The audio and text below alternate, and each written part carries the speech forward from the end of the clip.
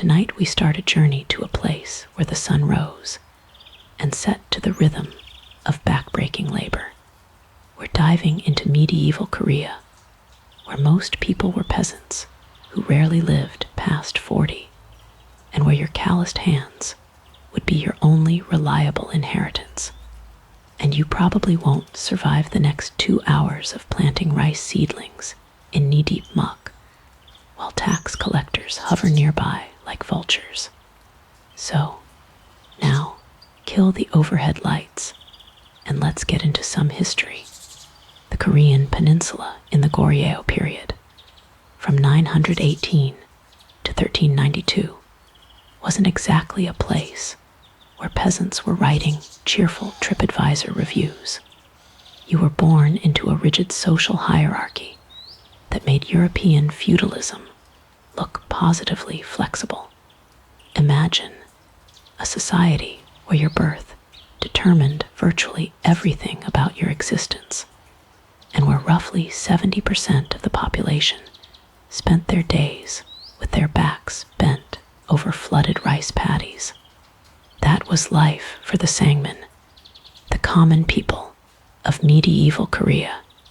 When Goryeo was established, it inherited the bone rank system of social stratification from Silla, though in modified form. You didn't choose to be a peasant any more than you chose your eye color. Your ancestors were peasants, and their ancestors before them, and barring some extraordinary stroke of luck or cunning, your children would follow the same muddy footpath. Social mobility wasn't impossible, just about as likely as finding a smartphone in a 12th century latrine. The Yongbin aristocracy owned most arable land, which was the cornerstone of wealth and power. You, dear peasant, typically didn't own the land you farmed. Instead, you were a tenant, working someone else's soil and surrendering a significant portion of your harvest to the landowner. The lucky few peasants who managed to maintain ownership of small plots found little cause for celebration. The state and local officials had a remarkable talent for extracting wealth through taxation. Speaking of taxation, hope you didn't grow too attached to your harvest. During Goryeo, you paid primarily in grain and cloth, but officials were nothing if not creative. Remember that lovely ceramic pot your wife made? Taxable. That sturdy hemp cloth you wove during winter? Taxable. The fish you caught to supplement your diet? You guessed it, taxable. The tax burden for peasants could sometimes reach up to 60–70% of production. The modern taxpayer complaining about income tax might want to reconsider their grievances. Corvée labor was another delightful feature of peasant life. Need to repair your leaky roof? Too bad. The local magistrate needs roads built. Planning a day to rest your aching back? Sorry, irrigation canals won't dig themselves. Every able-bodied male peasant owed the state labor service, typically 30 to 104 days, annually depending on the period and region. During peak agricultural seasons, being called away for labor service could mean the difference between subsistence and starvation for your family. The situation grew even more complex during the military period of Goryeo, when military officials seized power and martial law became commonplace. Military service was compulsory for male peasants, adding yet another burden to already overloaded shoulders. Scholars debate the exact proportion of peasants who served in military units, but it's clear that recruitment often targeted the most vulnerable segments of rural populations, removing vital labor from agricultural production. Land ownership patterns shifted dramatically during late Goryeo.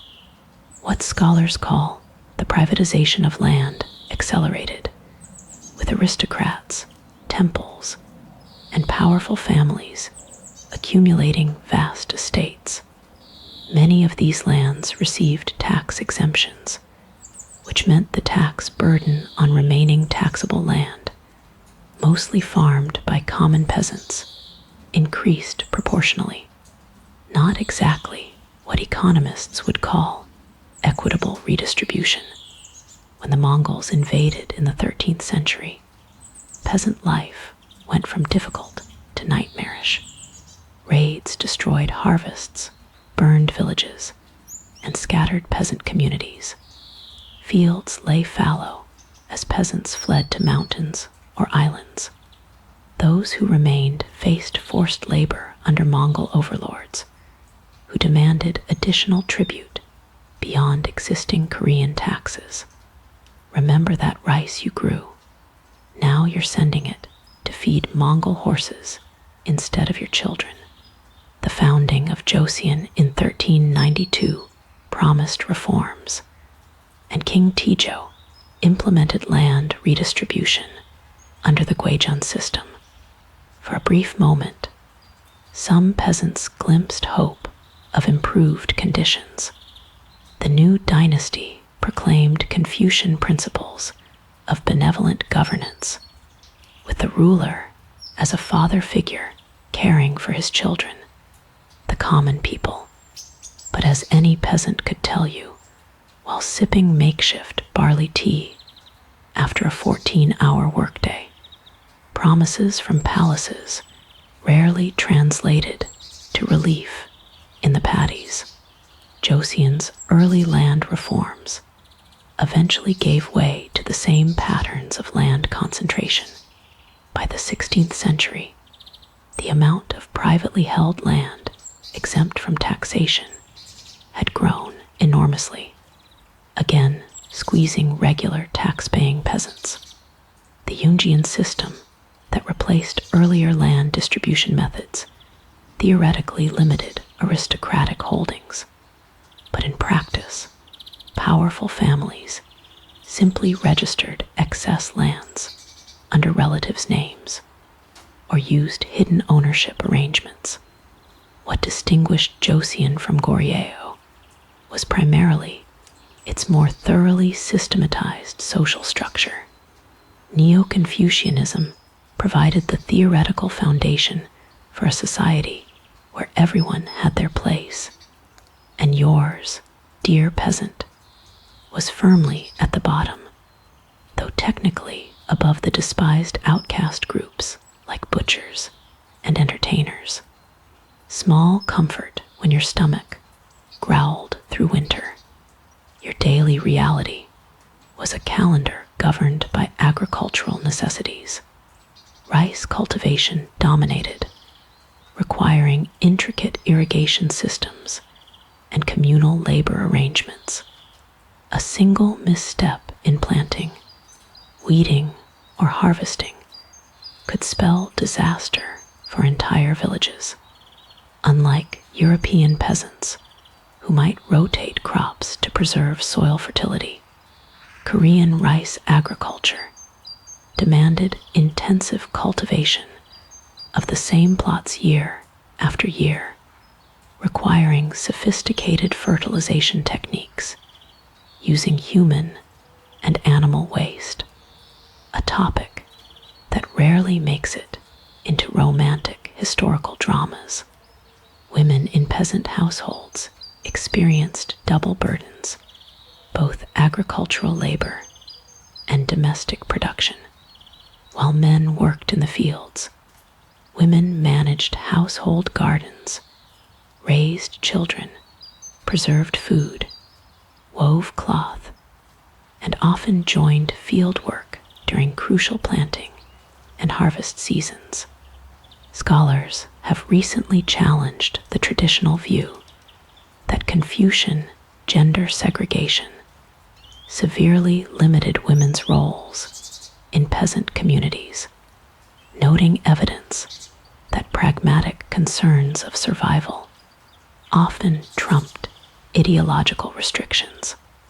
Perhaps most poignantly, your conception of political power as a peasant was almost entirely negative. Government wasn't something that provided services. It was something that took your grain, took your labor, took your sons for military service. Official corruption was endemic, with local magistrates frequently extorting additional payments beyond legal requirements.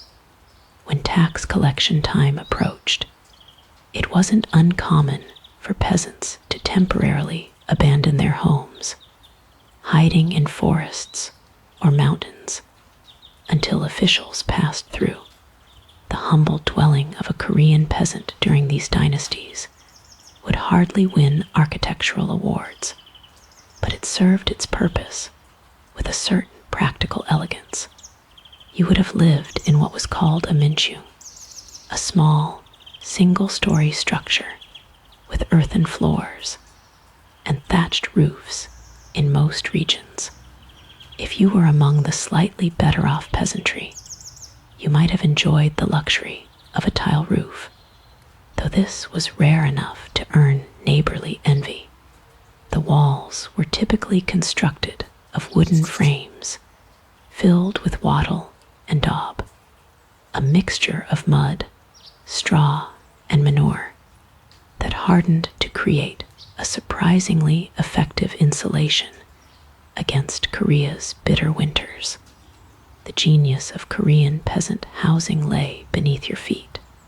The Ondal heating system, which wealthy Westerners now pay thousands to install in their bathroom renovations, was standard in even the humblest Korean homes.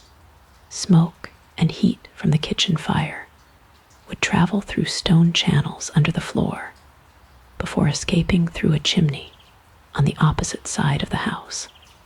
The floor, covered with layers of stone, mud, and often old paper, would retain warmth long after the fire died down. You'd sleep directly on this warm floor, without the raised beds common in other cultures. Modern engineers still marvel at the efficiency of this ancient underfloor heating system, which made Korean winters survivable without consuming excessive fuel. Space was precious in these dwellings. A typical peasant home might have only 2 or 3 rooms total, a main living area that doubled as sleeping quarters, a kitchen, and perhaps a small storage space. Privacy was a luxury few could afford. Your entire family, grandparents, parents, children would sleep in the same room, with thin fabric partitions occasionally used to create the illusion of separate spaces. Anthropologists theorize that this close living arrangement reinforced the collective family identity so central to Korean social structure, though I suspect the teenagers of medieval Korea might have had different opinions on the matter. Your home's orientation wasn't a random choice. Following principles of pungsu, similar to Chinese feng shui, peasant houses typically faced south to maximize sunlight exposure and were built with their backs to mountains when possible, providing protection from northern winds. This wasn't just superstition. It was practical climate engineering that reduced heating needs during harsh winters. Even the poorest peasants understood the geographic principles that would make their difficult lives marginally more comfortable. The kitchen, usually positioned slightly lower than the main floor to facilitate the Ondal system, was the exclusive domain of women. Here, your wife or daughter would prepare meals using earthenware pots and simple iron utensils. The main cooking implement was the cauldron, a large iron pot used for everything from boiling rice to making kimchi. Sophisticated ventilation systems were non-existent, meaning smoke often filled the kitchen space, contributing to respiratory problems that were common among peasant women. The kitchen fire rarely went out completely. Banking embers overnight saved the precious time and resources needed to start a new fire each morning. The furnishings in your home would have been minimal by any standard. Low wooden tables for eating, straw mats for sitting, and wooden chests for storing clothing and valuables constituted the extent of typical peasant furniture. Wealthier farming households might possess a small wooden desk for studying, education being the primary path to potential social advancement. But most homes remained Spartanly equipped. Decorative elements were limited to perhaps a simple painting or calligraphy scroll, often incorporating Confucian sayings or Buddhist imagery, depending on the period and family beliefs. Your most valuable household possession was likely your ceramic storage jars ongi. These large earthenware containers lined the courtyard of any proper Korean home, containing fermenting kimchi, doenjang, soybean paste, ganjang, soy sauce, and gochujang, chili paste, the foundational condiments of Korean cuisine. The porous nature of these jars allowed for the perfect fermentation environment while keeping contents safe from pests. A household's collection of well-maintained ongi represented significant wealth and food security. Archaeologists studying Korean history can often determine a household's relative prosperity simply by counting the number and size of ongi fragments at excavation sites. The rhythm of domestic life followed seasonal patterns with ritualistic precision. Winter months trapped families indoors, where women spun hemp and cotton into thread, wove cloth, mended clothing, and prepared preserved foods. Men repaired tools, wove straw shoes, or created simple household items like brooms and baskets. These long evenings, lit only by the dim glow of oil lamps or the occasional precious candle, would be filled with storytelling and the passing down of oral traditions, creating cultural continuity that helped maintain Korean identity through centuries of hardship and occasional foreign domination. Spring brought a flurry of domestic activity, the annual house cleaning. Bedding was aired in the sunshine. The earthen floors were resurfaced with fresh clay, and walls were repaired after winter damage. This wasn't merely about cleanliness. It was a practical necessity to control the insect populations that would otherwise infest homes during warmer months. Scholars have found household manuals from the Joseon period detailing extensive cleaning techniques and timing, suggesting this wasn't left to chance, but was a carefully planned seasonal activity. Bathing practices would horrify modern hygiene enthusiasts.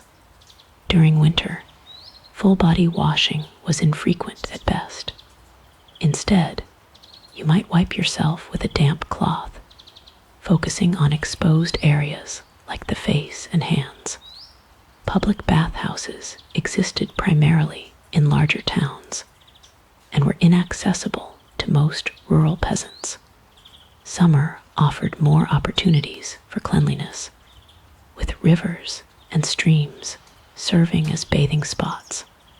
Women and men bathed separately, with strict social conventions governing this necessary but potentially immodest activity. One domestic task deserves special attention: laundry. Korean peasants developed distinctive techniques for washing and brightening clothing that produced remarkably clean garments despite limited resources. Clothing was pounded with wooden paddles over flat stones in streams, a labor-intensive process that somehow became incorporated into folk dances and songs, transforming drudgery into community activity. The distinctive sound of laundry being beat against stones echoed through villages from dawn until dusk during designated washing days, creating what one visiting Chinese official in the 15th century described as the percussive music of Korean cleanliness. The Korean peasant diet reflected both the bounty and limitations of agricultural life. Rice was the preferred staple, but most ordinary peasants couldn't afford to eat it exclusively. Instead, they supplemented rice with less prestigious grains like millet, barley, and buckwheat. Vegetables preserved through winter by lactofermentation, most famously kimchi, provided essential nutrients during lean months. Protein came primarily from beans, with meat appearing on your table only during special occasions or when illness required strengthening foods. Fishermen in coastal regions enjoyed more protein-rich diets, but for inland peasants, a taste of beef might come only a few times yearly, usually during major festivals. Child rearing within these humble homes followed practical patterns dictated by agricultural necessity. Infants were tightly swaddled and often carried on their mothers' backs during work. Weaning occurred relatively late by modern standards, sometimes not until age 3 or 4, partly as a natural form of birth control during periods when additional children might strain household resources. Children entered the workforce early. By age 5 or 6, they might be tasked with gathering firewood, fetching water, or watching younger siblings. Childhood ended decisively early, with girls often married by 14 and boys taking on full adult work responsibilities by their early teens. Perhaps most surprising to modern sensibilities was the communal nature of what we now consider private activities. Bodily functions, childbirth, illness, and even death occurred within the shared space of the home. Privacy, as we conceptualize it today, was largely absent, replaced by a practical acceptance of human biological realities. When death came, the body remained in the home during funeral preparations, with specific rituals followed to ensure the proper transition of the soul. Far from being hidden away, the life cycle from birth to death unfolded within the thin walls of your peasant dwelling, witnessed by all family members in an unbroken chain of human experience. The agricultural calendar that dictated peasant life was less a sequence of dates than a rhythm embedded in bone and muscle memory, passed down through generations. You wouldn't have owned anything resembling a modern calendar, but you wouldn't have needed one either. Your body knew when to plant by the way sunlight fell across the fields, by how deep frost penetrated the soil, by the migration patterns of birds overhead. In Korea's rice-centered agricultural system, timing wasn't just important, it was everything. Rice cultivation formed the backbone of Korean agriculture during both Goryeo and Joseon dynasties, a tradition dating back to its introduction around 1000 BCE. The technology for wet rice farming had advanced considerably by our period, with sophisticated terracing and irrigation systems transforming the Korean landscape. These weren't haphazard developments, but carefully engineered solutions to geographical challenges. The peninsula's mountainous terrain meant that only about 20% of the land was arable, primarily in river valleys and coastal plains, making every cultivable patch precious beyond measure. Your agricultural year began not with January, but with the preparations for rice planting in early spring. Around the second lunar month, roughly March by our calendar, you would repair irrigation channels, reinforcing dikes, and clearing silt from waterways. This was communal work. No single family could maintain the complex water management systems that made rice cultivation possible. Village organizations called dur coordinated these efforts, providing structure to what scholars recognize as one of the most sophisticated pre-modern water engineering systems in East Asia. Seed selection wasn't the scientific process it is today, but it wasn't random either. You would carefully choose seeds from the previous year's strongest plants, storing them through winter in clay pots or straw containers. Historical records suggest peasants understood basic principles of selective breeding centuries before modern genetics, maintaining local rice varieties adapted to specific microclimates. Some historians argue that Korea's geographical isolation from mainland agricultural centers actually encouraged this agricultural innovation, necessity being the mother of invention, and all that. By the third lunar month, you would prepare seedbeds, small, carefully tended plots where rice seeds would germinate before transplanting. This period was nerve-wracking.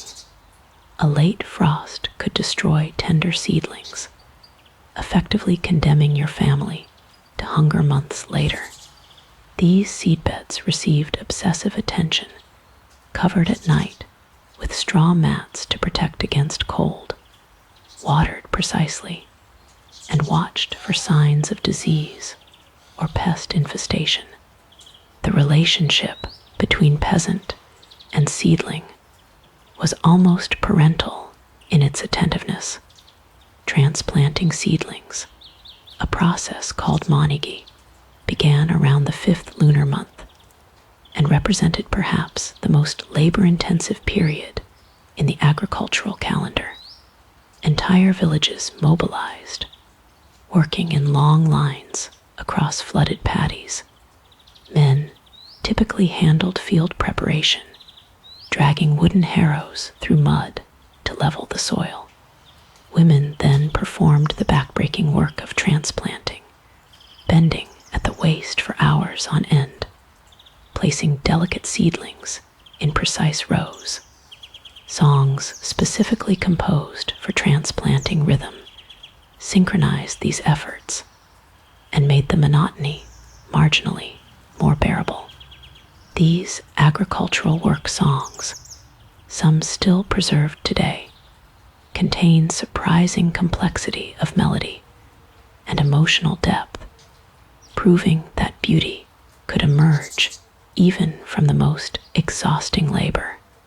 Your tools would have been surprisingly sophisticated despite their simplicity. The Korean ox-drawn plow, specifically designed for wet rice cultivation, featured an iron-tipped wooden blade that cut efficiently through heavy, waterlogged soil. Hand tools included the homi, a type of hoe unique to Korea, with its distinctive curved blade perfect for working between planted rows. These implements weren't mass-produced, but crafted by village blacksmiths who understood the specific soil conditions of local fields.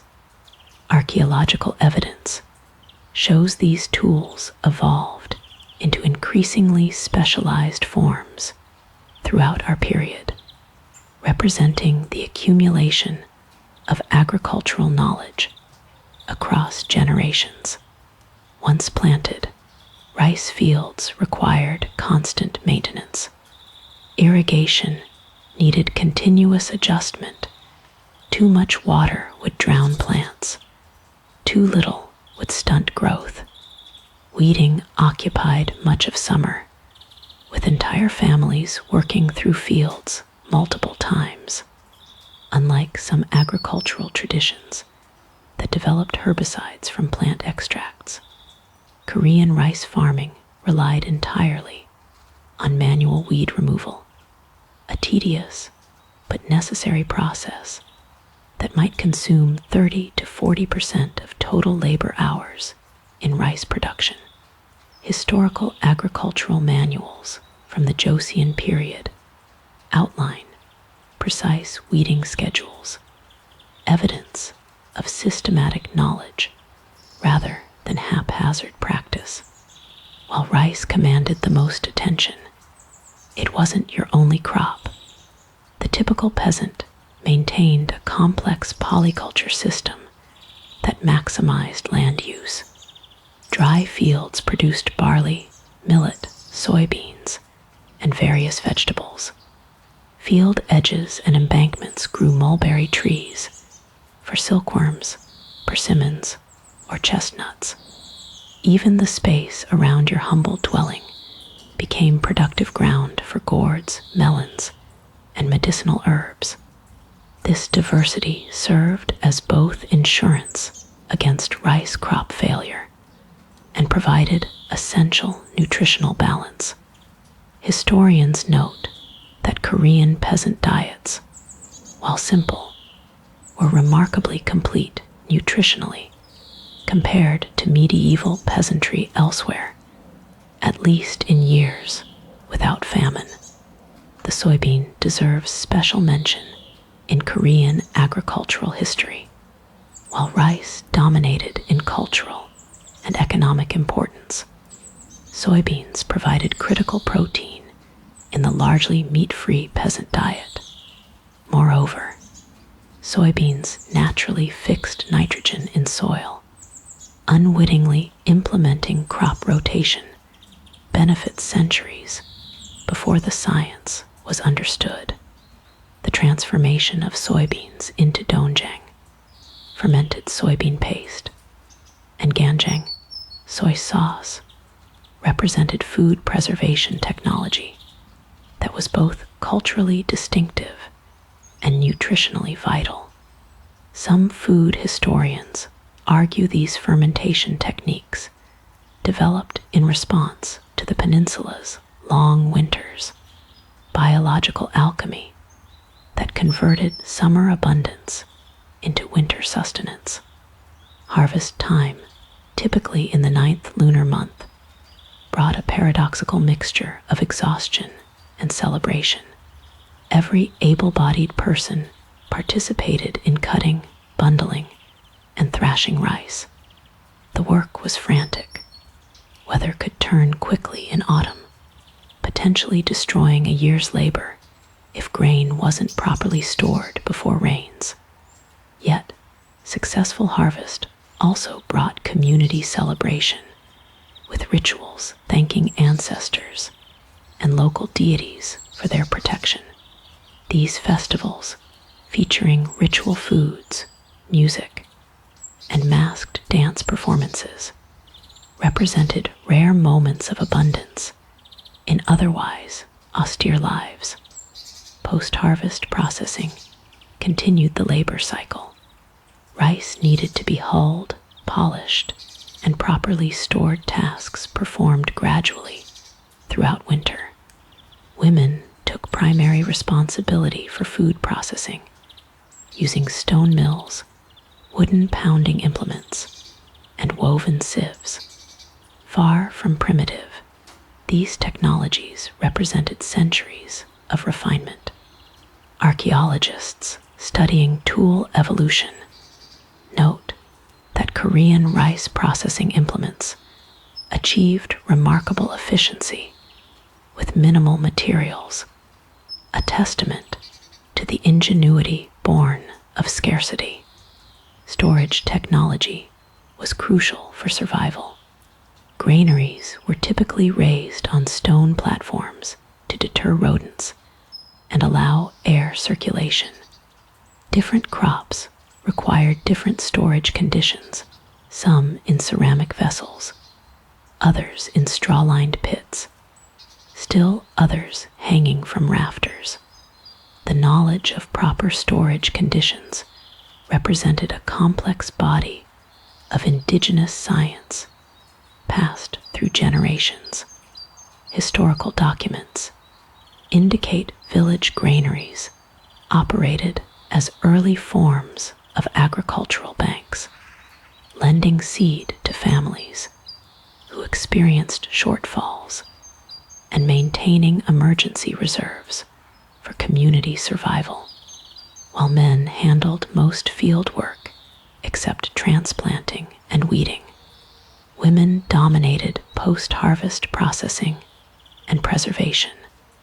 Gender roles in Korean agriculture were distinct but complementary, with women's knowledge of food preservation being particularly crucial for winter survival.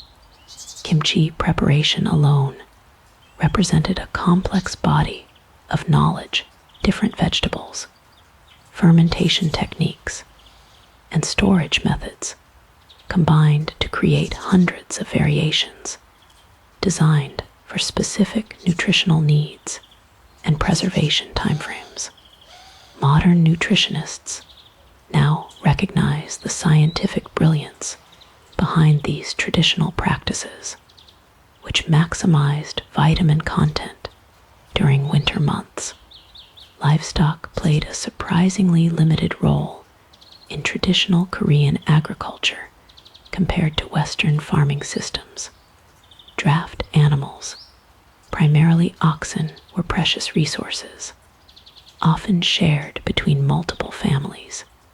Pigs, chickens, and dogs were kept in small numbers, but primarily as consumers of household waste rather than as major protein sources. This limited animal husbandry likely stemmed from land constraints. In a country where arable land was scarce, dedicating space to animal fodder production rarely made economic sense. The relative absence of dairy in traditional Korean cuisine directly reflects these agricultural realities, a cultural feature born from ecological necessity rather than taste preference. The relationship between peasant and land transcended mere economic utility. Neo-Confucian philosophy that dominated during Joseon elevated agriculture to a morally virtuous activity, second only to scholarship in respectability. In practice, this meant farming wasn't just your livelihood, but your moral identity. Agricultural rituals reflected this spiritual dimension, with planting and harvest accompanied by ceremonies honoring earth deities and ancestors. When you planted rice seedlings in precise rows or harvested golden grain in autumn, you weren't merely producing food, you were participating in a cosmic order that connected heaven, earth, and human society in harmonious balance. when heaven refused rain, the fragile ecosystem of Korean peasant life collapsed with terrifying speed. Drought was perhaps the most feared natural disaster in pre-modern Korea, with good reason. Unlike other agricultural systems with more diverse crop patterns, Korean rice cultivation was devastatingly vulnerable to water shortages. You might survive a poor harvest of secondary crops, but when rice paddies dried up and cracked under relentless sun, you faced the very real prospect of watching your children starve within months. Historical records from the Goryeo and Joseon periods document hundreds of major drought events, occurring with alarming frequency, approximately once every 3 to 5 years in some regions. The annals of the Joseon dynasty contain particularly detailed accounts of these calamities, recording not just their occurrence, but their progression and governmental responses. One particularly devastating drought in 1671 was documented by a court official who wrote, "The paddies have become as hard as iron, and peasants dig in the earth like animals searching for roots. Children are sold for a sack of millet, and the roads are lined with the dead." Not exactly the cheery bedtime story you were hoping for, but reality rarely accommodates our comfort. Your first response to impending drought would have been spiritual. As rainfall diminished and crops showed signs of stress, villages organized elaborate rituals to appease the dragons believed to control rain. These ceremonies, called jiuj, were surprisingly systematic despite their supernatural foundations. They followed a graduated series of increasingly desperate measures. First prayers at local mountain shrines, then the exposure of ritual objects to sunlight, and in extreme cases, the burning of straw effigies or mock funerals for drought spirits. Some scholars have noted these ceremonies served important psychological functions, providing communities with a sense of agency amid powerlessness and creating solidarity during crisis. Beyond spiritual measures, Korean peasants developed sophisticated technological responses to water scarcity. Irrigation systems during the Joseon dynasty represented remarkable engineering achievements, with some reservoirs and canals still functioning today. The famous Byok Gulch Reservoir, constructed in the 14th century, utilized principles of hydrology that European engineers wouldn't formalize until centuries later. These systems incorporated spillways, sluice gates, and distribution channels that maximized efficiency and allowed for prioritization during shortages. Archaeological evidence suggests many of these systems were constructed or expanded immediately following major drought events, crisis driving innovation in a pattern familiar to historians of technology. When drought struck, your social networks became as crucial as any technological solution. Extended family connections often meant the difference between survival and starvation. Historical household registers show patterns of temporary migration during famine years, with younger family members sent to live with relatives in less affected regions. Village cooperative associations, called JAI, provided mutual aid, pooling resources to support the most vulnerable households. These weren't charitable organizations in the modern sense, but pragmatic survival mechanisms. Today's beneficiary might be tomorrow's benefactor when fortunes reversed. Government response to drought evolved significantly between Goryeo and Joseon periods. Goryeo officials typically responded with tax relief and emergency grain distribution, though these measures often came too late for remote villages. The Joseon dynasty developed more systematic approaches, creating the Sangpyeongchang, granaries specifically maintained for famine relief, and implementing detailed protocols for drought assessment and response. In theory, these systems provided crucial safety nets. In practice, corruption and logistical challenges meant relief often failed to reach those most in need. Historical records reveal peasant complaints that emergency grain intended for drought victims mysteriously found its way to merchants' warehouses instead. When crops failed completely, Korean peasants turned to desperate alternatives. Contemporary accounts describe the consumption of tree bark, ground into flour, and mixed with any available grain to make inedible substances marginally digestible. Wild plants like bracken fern and arrowroot, normally considered famine foods, became dietary staples. More disturbingly, some historical sources reference the practice of earth eating during extreme famine, with clay mixed into gruels to create the sensation of fullness while providing no nutrition. Medical texts from the period describe treatments for intestinal blockages caused by these desperate consumption patterns, a grim testament to the extremity of famine conditions. The demographic impact of major droughts was severe and long-lasting.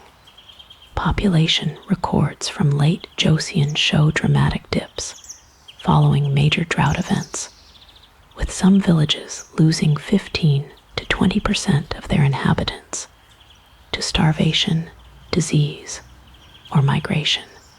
These weren't just statistics. They represented the dissolution of families and communities built over generations.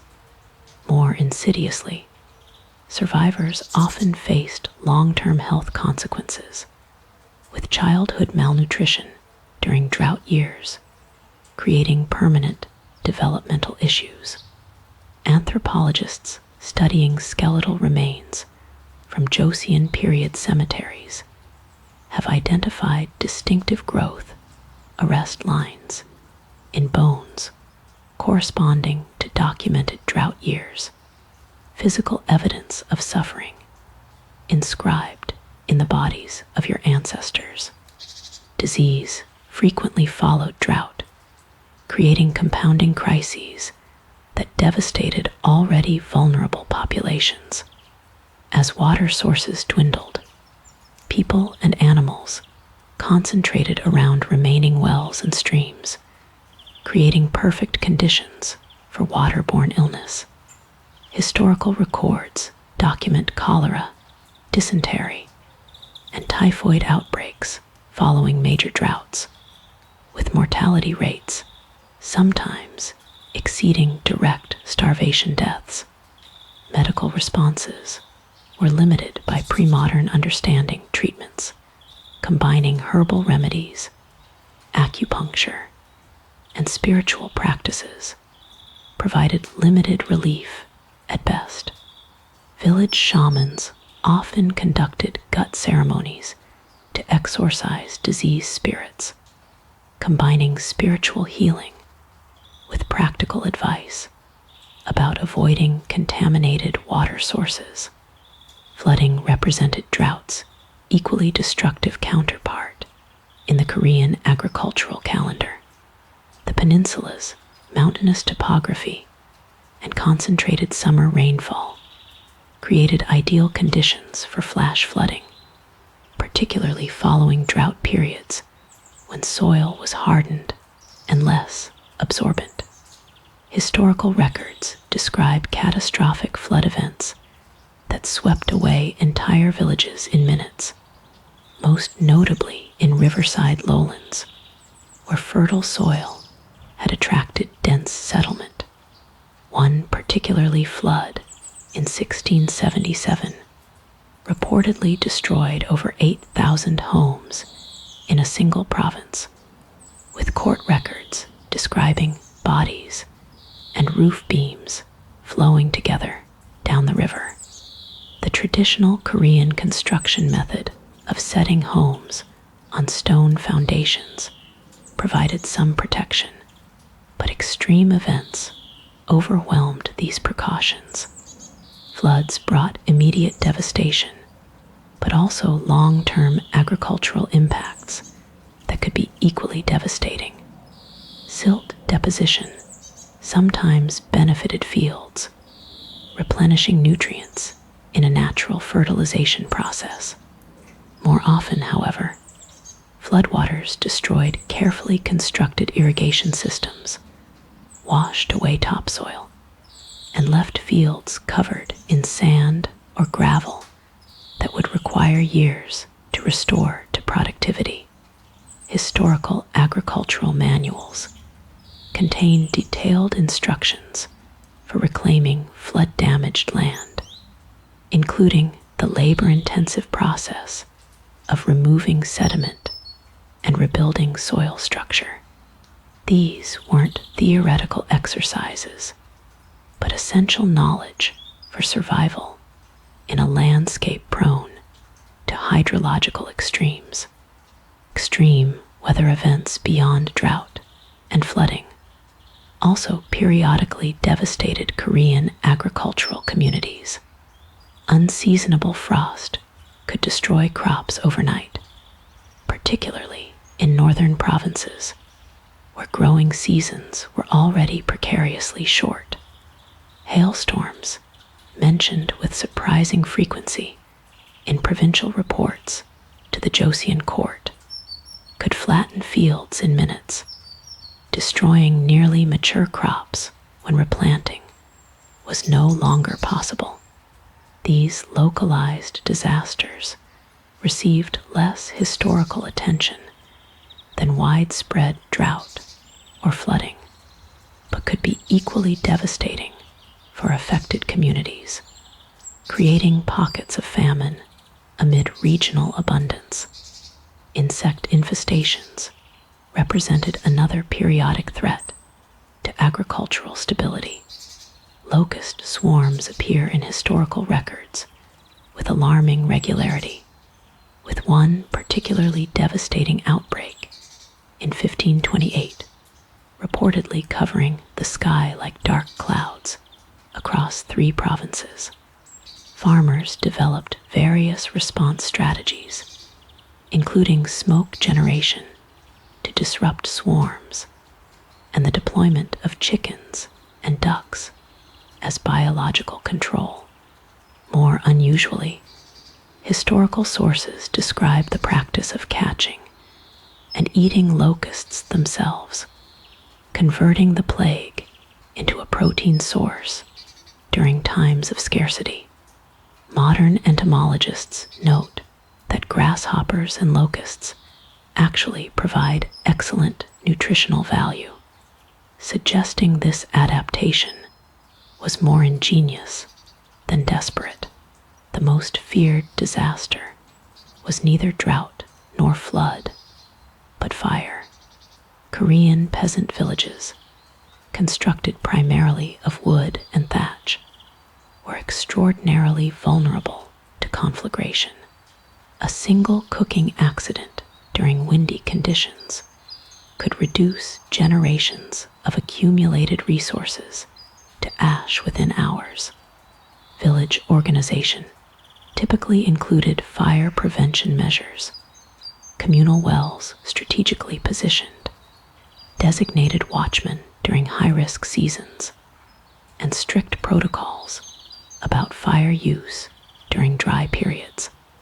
Archaeological evidence reveals that many villages were repeatedly rebuilt on the same sites following fires, each reconstruction incorporating lessons from previous disasters in a process of environmental adaptation through trial and devastating error.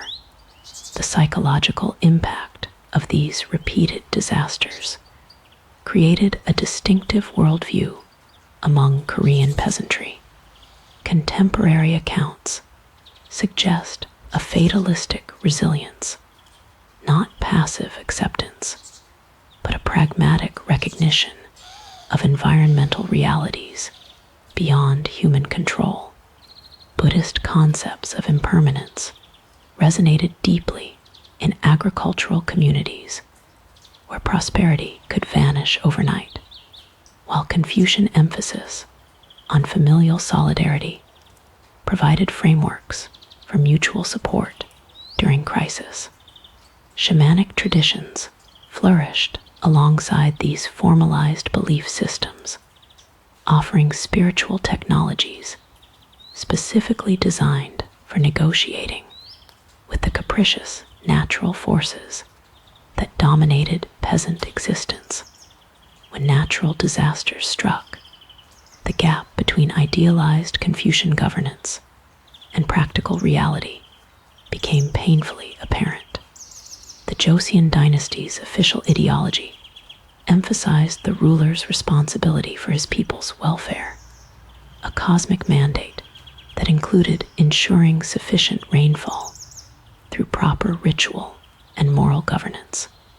When drought or flooding devastated the countryside, it theoretically represented not just natural catastrophe, but moral failure at the highest levels. Kings performed elaborate ceremonies at royal altars, accepting personal responsibility for natural disasters.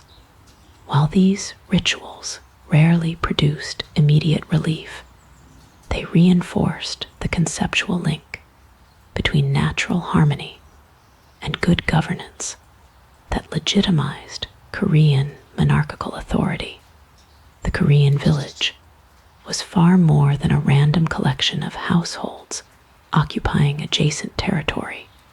It was an intricate social organism with complex internal structures and relationships that enabled survival in a hostile world. You weren't just a farmer working your plot in isolation. You were embedded in a web of mutual obligations and collective responsibilities that structured every aspect of daily existence. The village, called Mall or Chan, functioned as the fundamental unit of rural society, a microcosm reflecting larger Confucian principles of hierarchy and interdependence. Physical geography often determined village boundaries, with settlements typically clustered along river valleys or nestled against hillsides.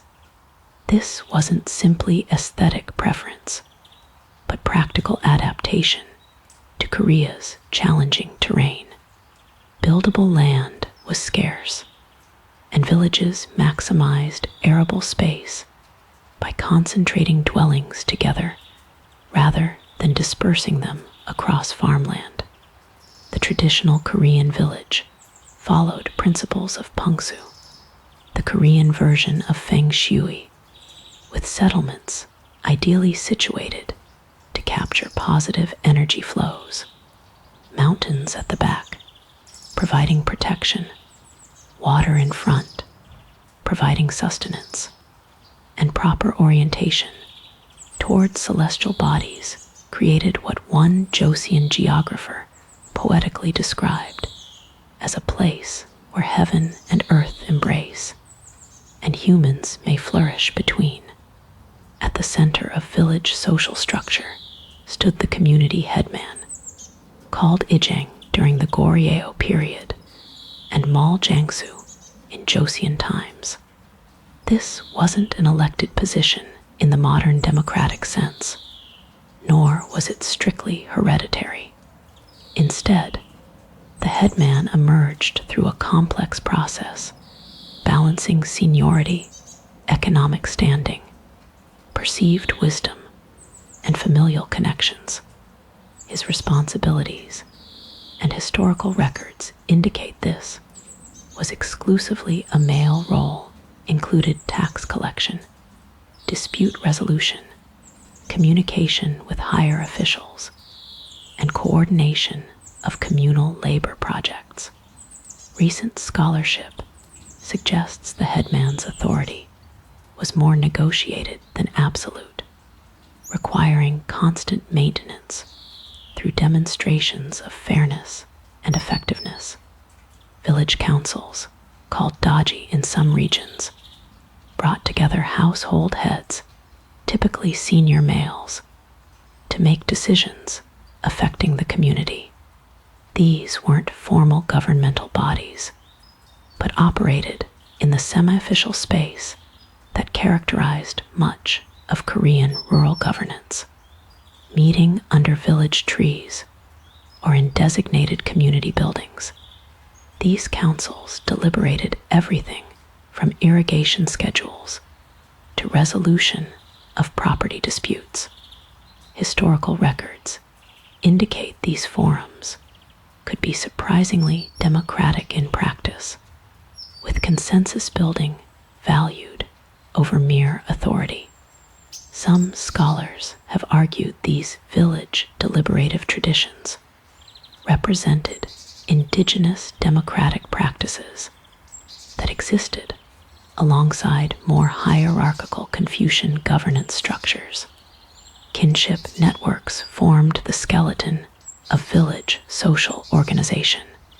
In many rural settlements, particularly after the mid-Joseon period, a single extended family lineage dominated the community, creating what anthropologists call clan villages. These weren't simply collections of nuclear families, but elaborate patrilineal structures spanning multiple generations and branches. The Yongbin elite idealized the extended family compound, but even ordinary peasants maintained complex kinship networks that determined everything from marriage prospects to labor sharing arrangements. The family register books called jokbo, meticulously maintained even by illiterate households through oral transmission, tracked these relationships across generations. Labor exchange systems represented perhaps the most essential village bond.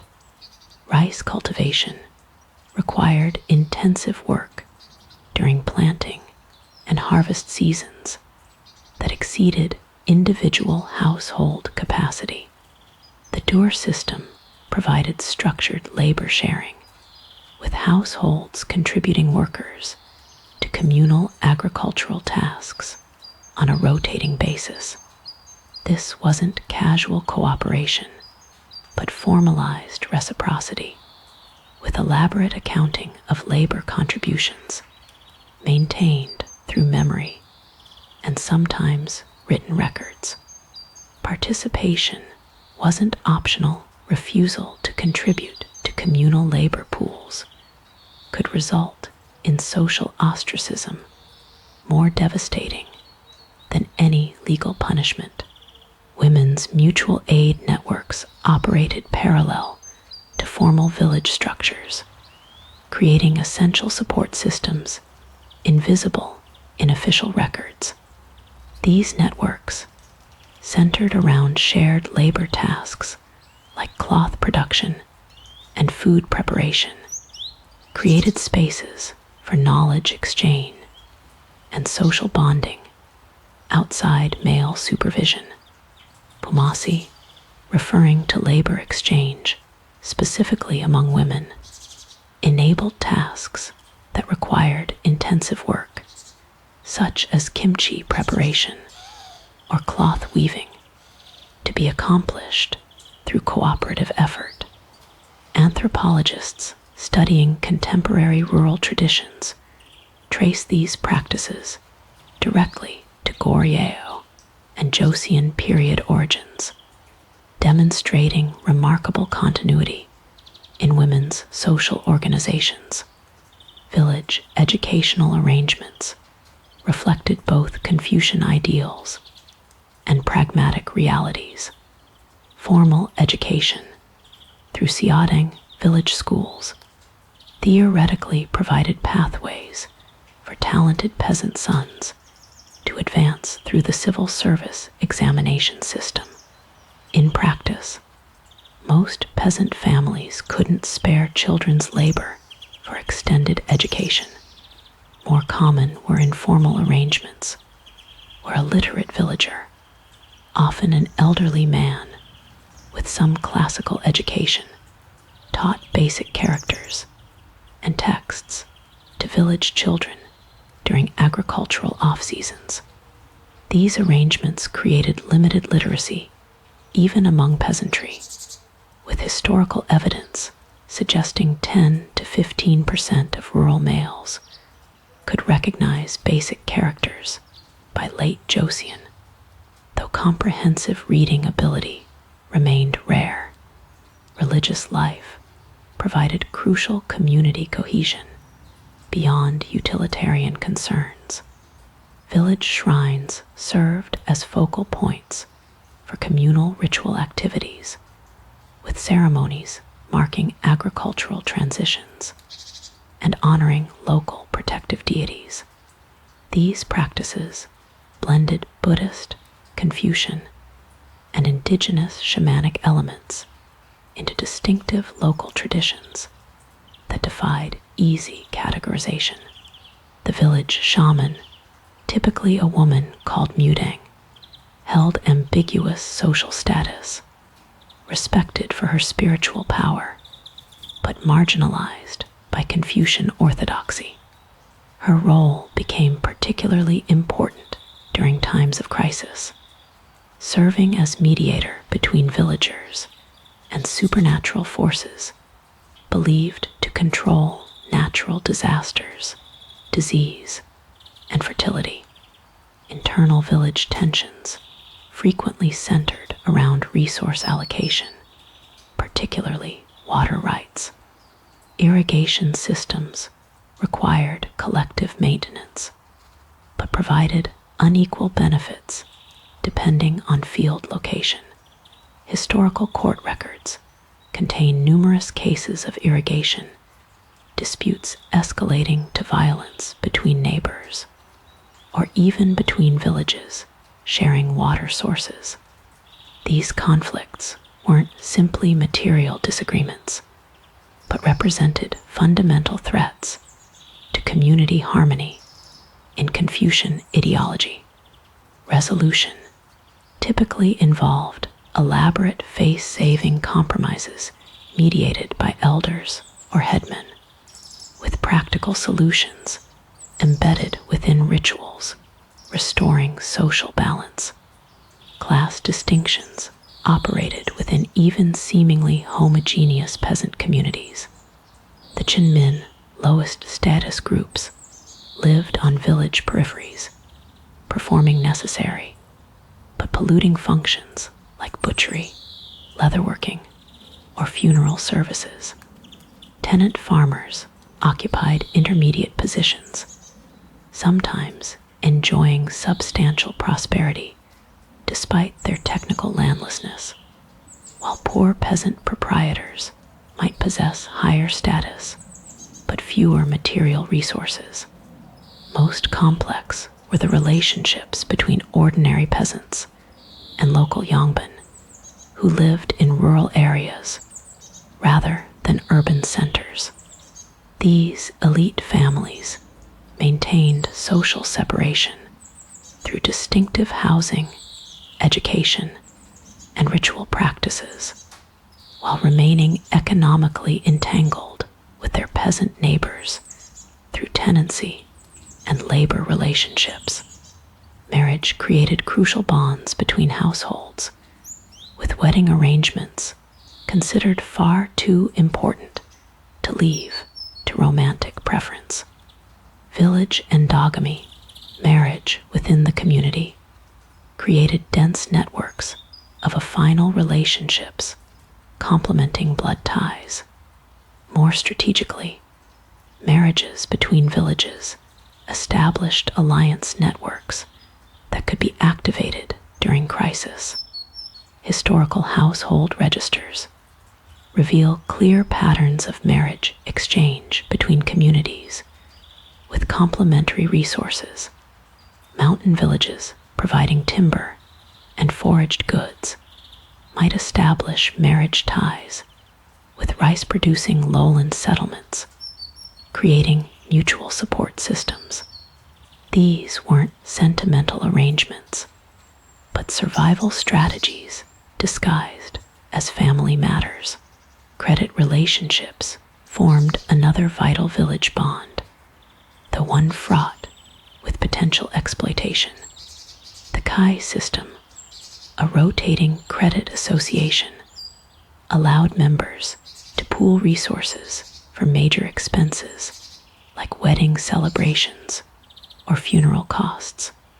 More informally, grain lending between households created complex webs of obligation that anthropologists have termed rice bonds. These arrangements carried high interest rates by modern standards, commonly 50% return on loans between harvest periods, but provided essential flexibility in the absence of formal banking institutions.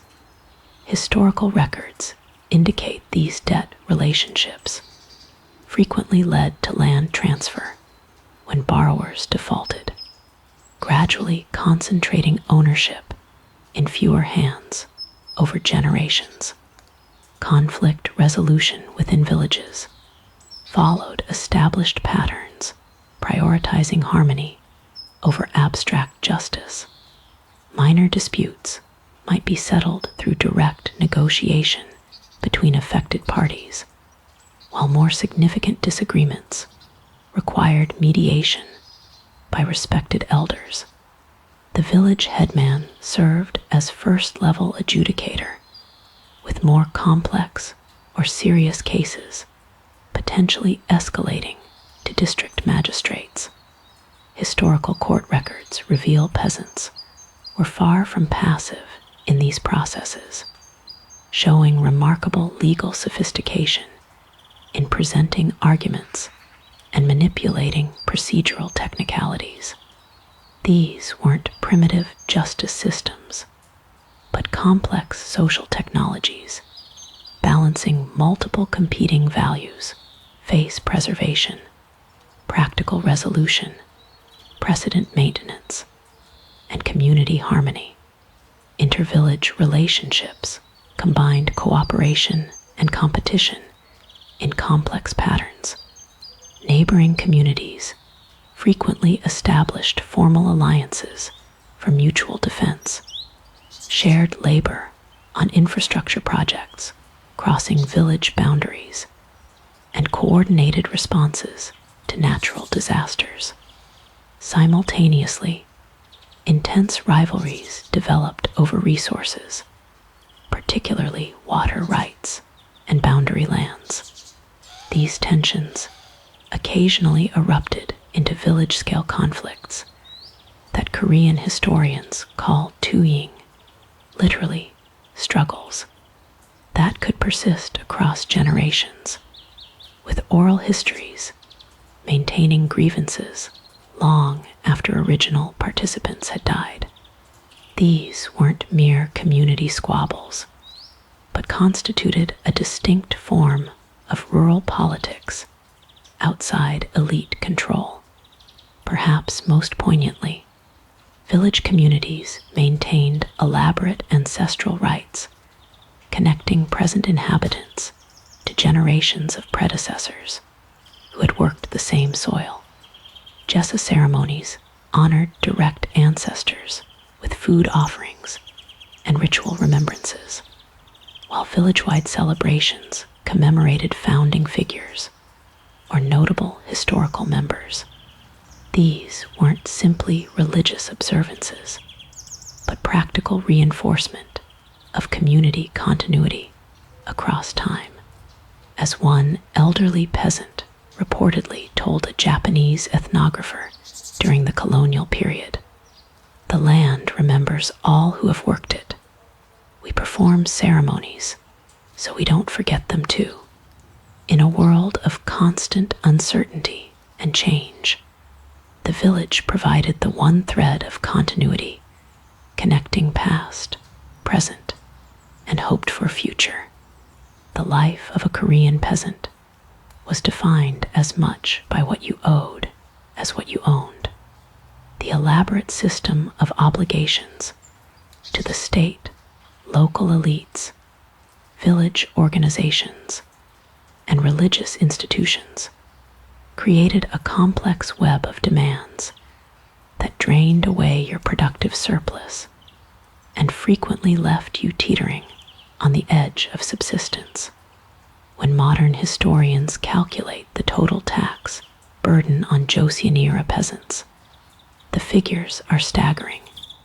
In some periods and regions, up to 70% of agricultural production was extracted through various official and unofficial channels. Little wonder that tax collection day was dreaded more than typhoons or tigers. Land tax formed the foundation of state revenue during both Goryeo and Joseon periods, though collection methods evolved significantly over time. The early Goryeo system, borrowed from Tang China, assessed tax based on land productivity classifications, with farmers paying a fixed percentage of normal harvest regardless of actual yield. This rigid system proved disastrous during poor harvest years, when peasants might owe more grain than they actually produced. The Joseon dynasty eventually implemented the more flexible Deedingbyup system, which theoretically adjusted tax rates based on current harvests and allowed payment in local products rather than just grain. Contemporary records suggest this reform was welcomed by peasants, though in practice, corruption and misassessment remained endemic. The mechanics of tax collection created additional burdens beyond the nominal rates. Tax grain had to be transported to district granaries at the peasant's expense, sometimes requiring multi-day journeys with ox carts or backpacks. Officials routinely rejected grain they deemed substandard, forcing peasants to provide higher quality grain than they themselves consumed. Most insidiously, the unit of measurement itself became a tool of exploitation. The official measuring box, mal, used for collecting tax grain, was notoriously larger than the measuring box used for official calculations, creating what one Joseon social critic called theft by mathematics.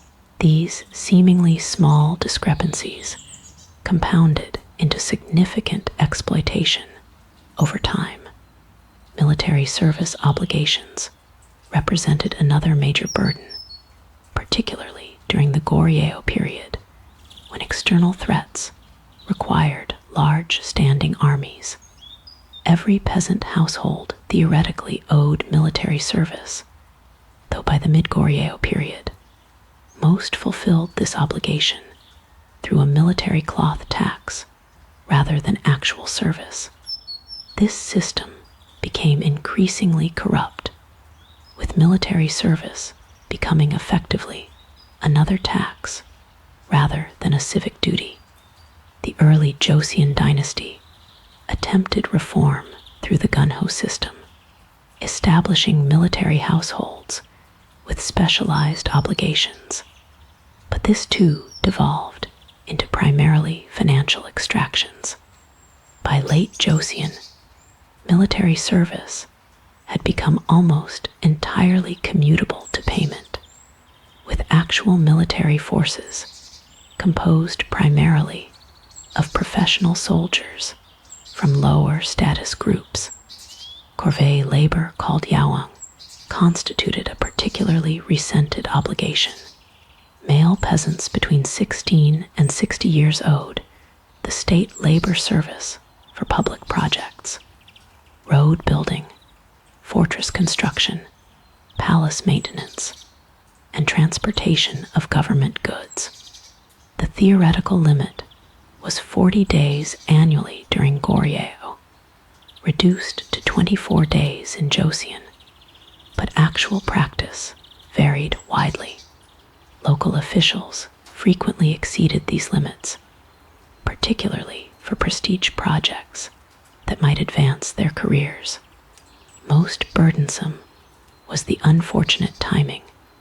Corvée demands typically peaked during agricultural seasons, when peasant labor was most valuable in fields. Historical records contain numerous accounts of crops rotting unharvested, while peasants performed mandatory labor constructing the ornamental ponds of some district magistrate's garden.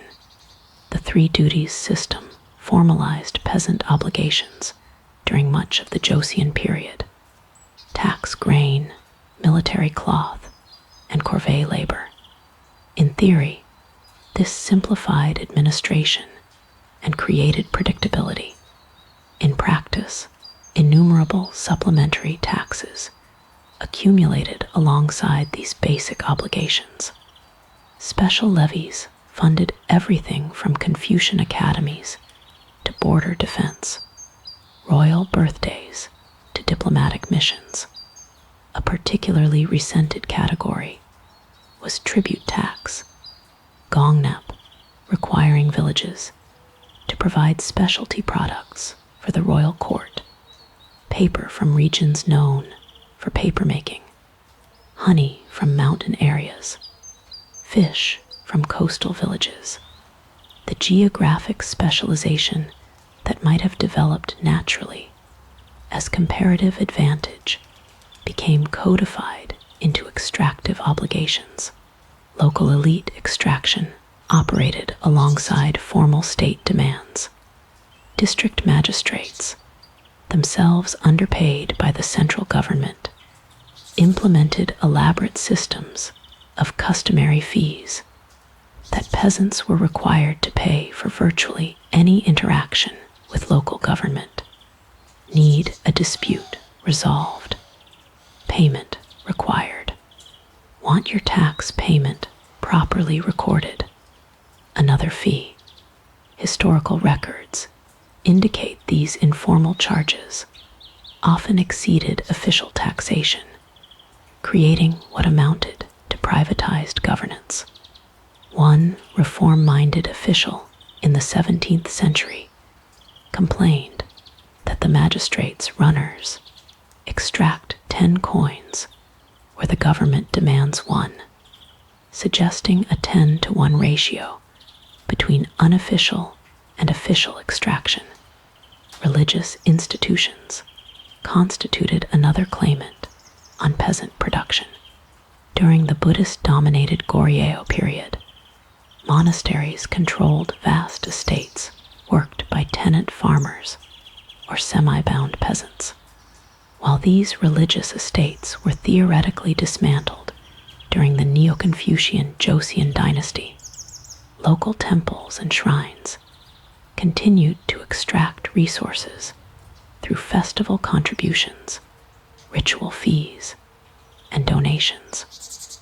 Recent scholarship suggests Buddhist institutions remained significant economic actors throughout the Joseon period despite official suppression, with temples adapting to changing political circumstances by repositioning themselves as community welfare providers, a service that naturally required community financial support.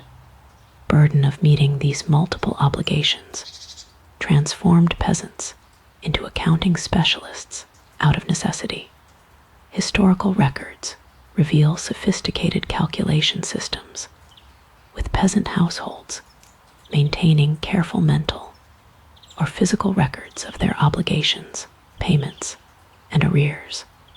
This wasn't just about avoiding penalties. It was about survival. The difference between miscalculating your tax burden by 5% could mean the difference between subsistence and starvation during lean years. Anthropologists studying contemporary traditional farming communities have documented remarkable mathematical literacy among supposedly uneducated peasants, a skill developed through generations of navigating complex extraction systems. Debt became an almost universal peasant condition, creating cycles of dependence that persisted across generations. Unable to meet tax obligations from current production, peasants borrowed against future harvests at ruinous interest rates, commonly 50% over 6 months. These arrangements, called gaumi during the Joseon period, frequently resulted in land transfer when debts couldn't be repaid. Historical household registers track the gradual concentration of formerly independent peasant holdings into the hands of local elites and wealthy peasants, creating an increasingly stratified rural society. By late Joseon, tenancy had become the predominant form of agricultural production in many regions, with formerly independent peasants reduced to sharecropping on lands their ancestors had owned. Resistance to these crushing burdens took multiple forms, from everyday evasion to open rebellion.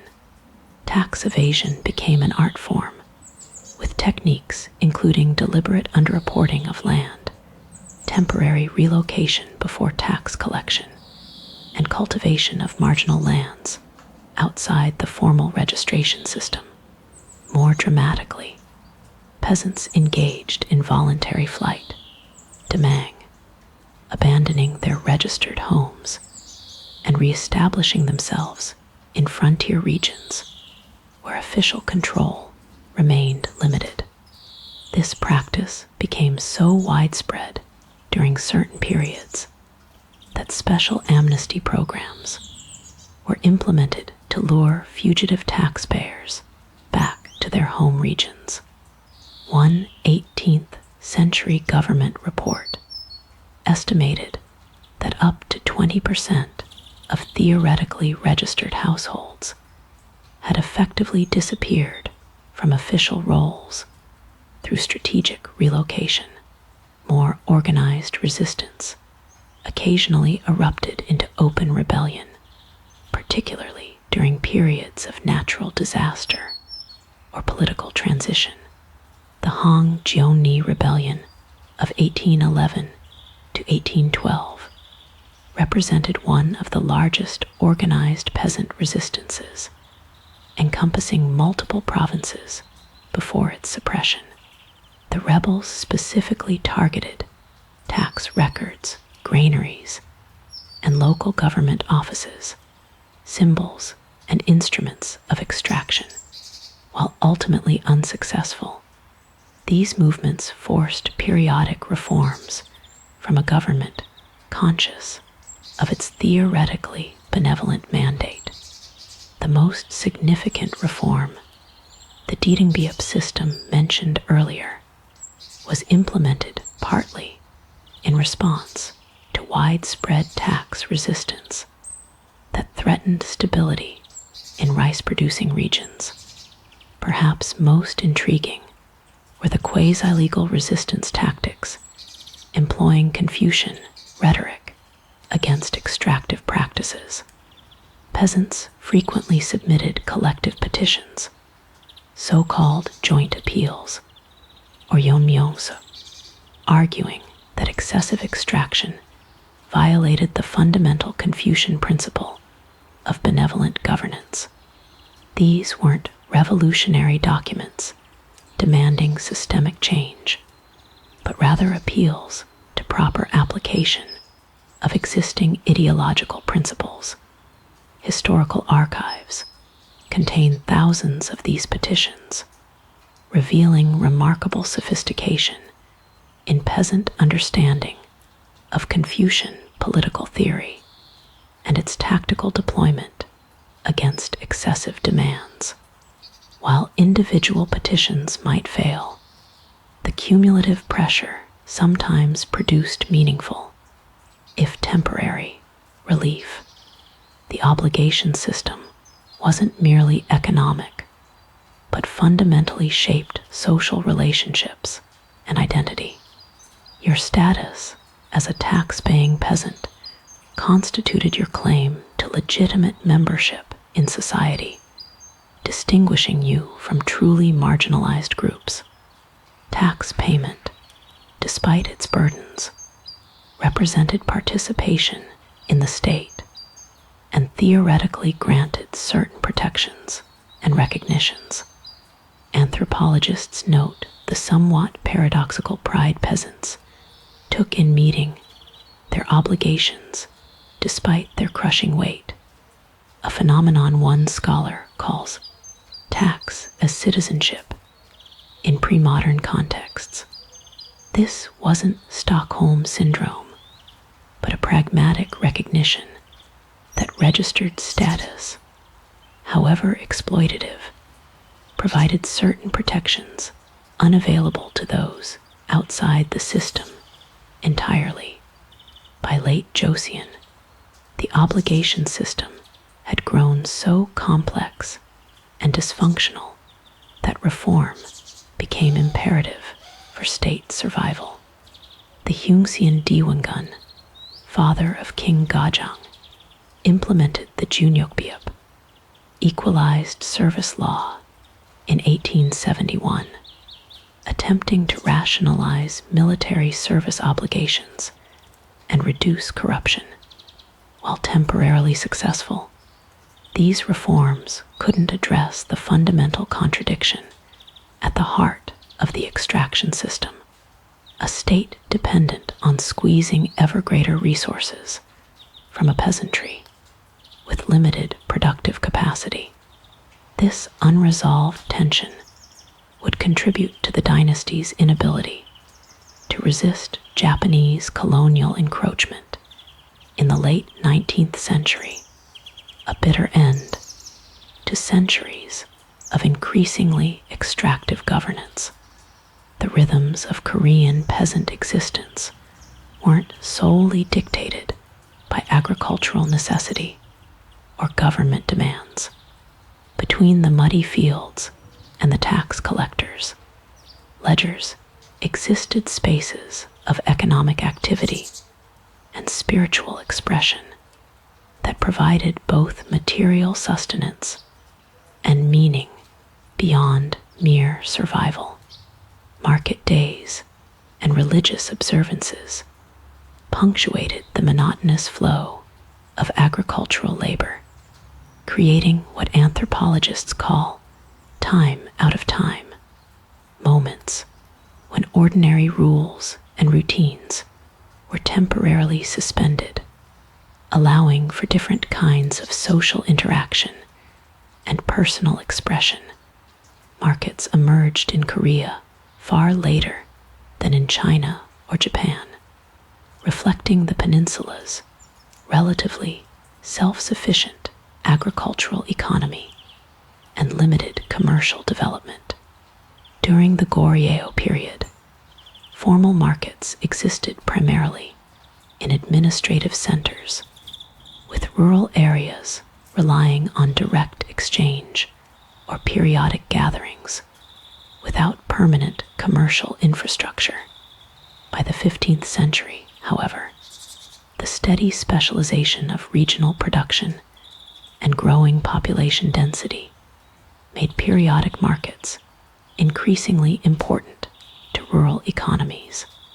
The distinctive Korean system of rotating markets, called Pyeoljang 5-day markets, for their typical 5-day cycle, became central fixtures of rural life by mid-Joseon, creating commercial networks linking villages across extensive territories.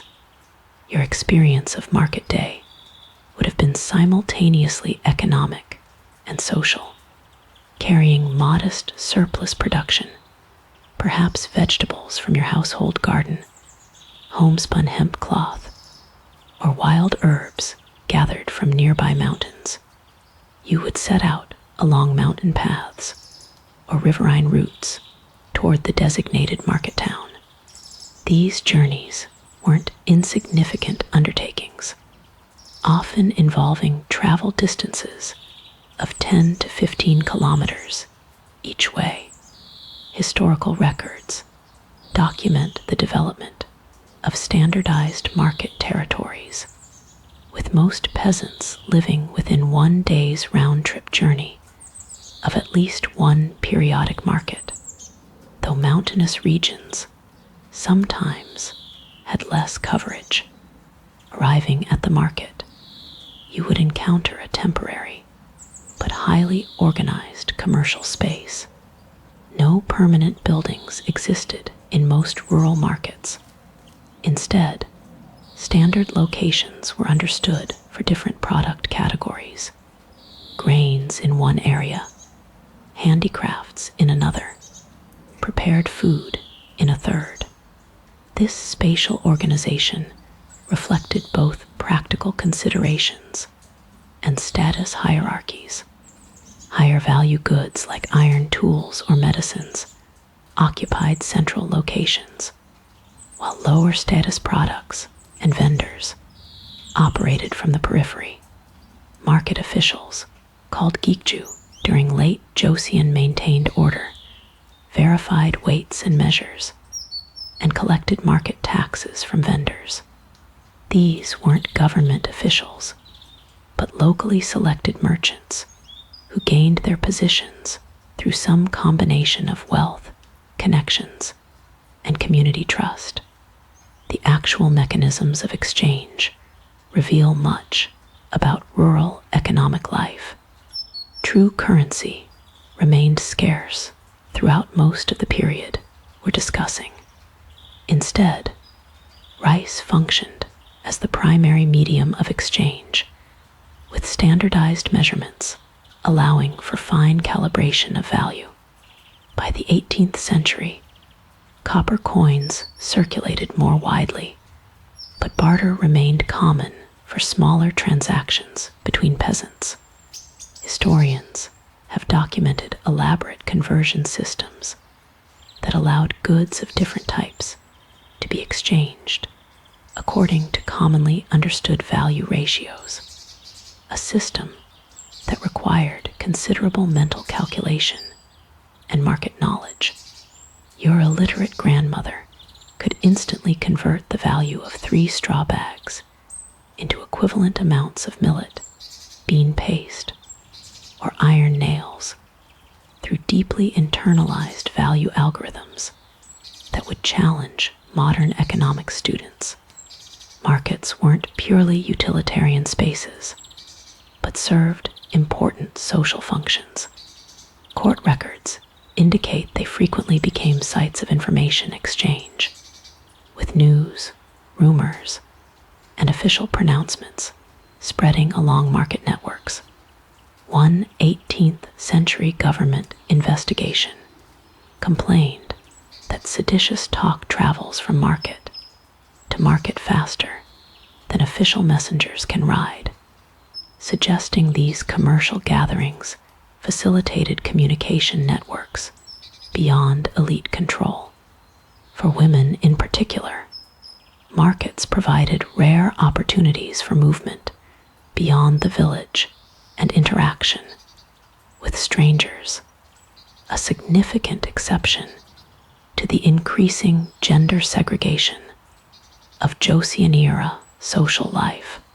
Specialized markets emerged for particular commodities, reflecting regional production patterns. The Daegu cloth market became famous for high-quality hemp and cotton textiles. Wonju specialized in medicinal herbs gathered from surrounding mountains. Coastal regions developed fish markets with elaborate preservation techniques, allowing dried and salted seafood to travel surprising distances inland. These specializations weren't just economic phenomena, but created distinct regional identities, expressed through product pride and market reputation. Historical documents reveal merchants and customers traveled considerable distances to access particularly renowned market towns, creating commercial networks that sometimes transcended political and administrative boundaries. Peddlers called babusang complemented the fixed market system, carrying goods between villages and market towns, often from marginalized social groups with limited agricultural opportunities. These itinerant merchants developed extensive knowledge of regional conditions and specialized in products too small or valuable for peasants to obtain directly from distant markets. A particular subset, medicine peddlers, combined commercial activity with quasi-medical practice, bringing both goods and services to isolated communities. These weren't respected professionals by any means, but they provided crucial connections for villages too small or remote to participate fully in market networks. The government maintained an ambivalent relationship with rural markets throughout the period. On one hand, markets facilitated tax collection by concentrating commercial activity in predictable locations and times. On the other, they created spaces potentially beyond direct control and enabled communication that might challenge official narratives. This tension resulted in repeated cycles of regulation and neglect, with periodic crackdowns on unauthorized markets, followed by pragmatic acceptance of commercial realities. By late Joseon, the government had largely abandoned attempts to tightly control rural commerce, focusing instead on extracting revenue through various market taxes and licensing schemes. Alongside these economic rhythms ran parallel cycles of spiritual observance that provided another crucial dimension to peasant existence. Religious life in rural Korea wasn't neatly segregated by tradition, but combined elements of Buddhism, Confucianism, Taoism, and indigenous shamanic practices into a practical spiritual toolkit addressing different needs and contexts. This religious syncretism sometimes confuses modern observers seeking clear denominational boundaries, but it provided peasants with flexible spiritual resources adapted to their precarious circumstances. The agricultural calendar itself was punctuated by rituals marking crucial transitions. Before planting, villages performed communal ceremonies called gosa, offering sacrifices to mountain gods and agricultural deities who controlled rainfall and fertility. These weren't superficial observances, but deeply felt expressions of cosmic dependency.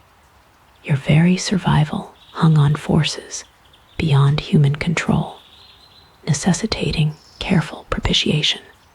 Historical records describe elaborate preparatory purification through fasting and sexual abstinence before major agricultural rituals, indicating their perceived efficacy wasn't taken lightly despite modern assumptions about superstitious practices. Household rituals maintained spiritual protection at the family level.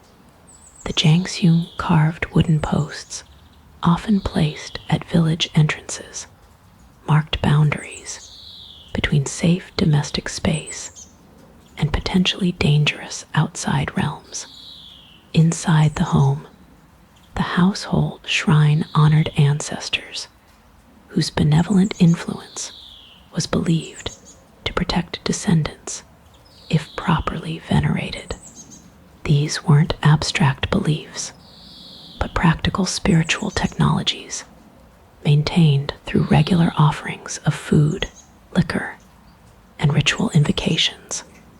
Interestingly, while Neo-Confucian orthodoxy increasingly dominated public discourse during Joseon, archaeological evidence suggests household practices maintained significant continuity with earlier shamanic traditions, a case of official ideology and lived practice maintaining comfortable distance.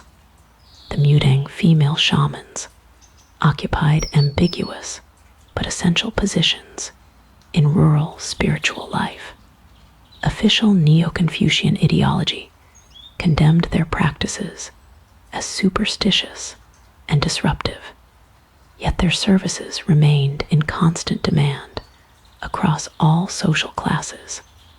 During periods of crisis, epidemic disease, drought, or unexplained misfortune, the Mudang performed elaborate gut ceremonies to identify and resolve spiritual disruptions. These weren't merely psychological comfort, but constituted a parallel healthcare system addressing conditions beyond pre-modern medical capacity. Anthropologists studying contemporary Korean shamanic practice trace direct continuity to Joseon period rituals, suggesting remarkable persistence despite centuries of official disapproval. Buddhist temples, while officially marginalized during Joseon, remained important spaces in rural religious geography. Located typically on mountainsides outside villages, temples served multiple functions beyond strictly religious observance. They provided education through temple schools, medical services through monk physicians, and temporary refuge during political upheaval or natural disaster. For peasants, temples offered accessible spiritual resources without the strict status distinctions of Confucian practice. Historical records indicate agricultural households maintained ongoing relationships with local temples, contributing labor and small donations in exchange for ritual services and practical assistance during crisis periods. Seasonal festivals created moments of communal celebration that temporarily inverted normal hierarchies and restrictions. The Dano Festival, held on the 5th day of the 5th lunar month, featured athletic competitions, masked dance performances, and symbolic purification rituals. Most notably, these occasions permitted greater freedom of movement and interaction between unmarried men and women, a significant exception to strict gender segregation. Historical sources suggest these festivals frequently functioned as courtship opportunities, with young people engaging in sanctioned interaction through dance, song competitions, and ritual games. that allowed personality and compatibility assessment within controlled contexts. Traditional Korean mask dance talchum deserves special attention as a cultural form that combined entertainment with potent social commentary. Performed during festivals and market gatherings, these elaborate performances featuring distinctive wooden masks depicted stock characters representing social types: the corrupt magistrate, the lustful Buddhist monk, the arrogant Yongbin aristocrat. Through exaggerated dialogue and physical comedy, performers enacted satirical scenarios that openly mocked authority figures and social pretensions. Historical records indicate authorities periodically attempted to suppress particularly pointed performances, suggesting their political impact was taken quite seriously despite their ostensibly recreational nature. Music and song provided another dimension of peasant cultural expression beyond mere entertainment. Farmers developed elaborate work songs, nanjayo, that synchronized labor movements during planting and harvesting. These weren't simple rhythmic chants, but complex compositions with call and response structures that ethnomusicologists have identified as sophisticated indigenous musical forms. Beyond their practical function, these songs frequently contained coded social commentary, using agricultural metaphors to express political critiques that would have been dangerous if stated directly. Historical collections of these folk songs reveal recurring themes of exploitation, resistance, and perseverance that constituted a parallel discourse to official historical narratives. Beneath these public expressions of spirituality and culture ran undercurrents of individual meaning-making, rarely captured in historical records.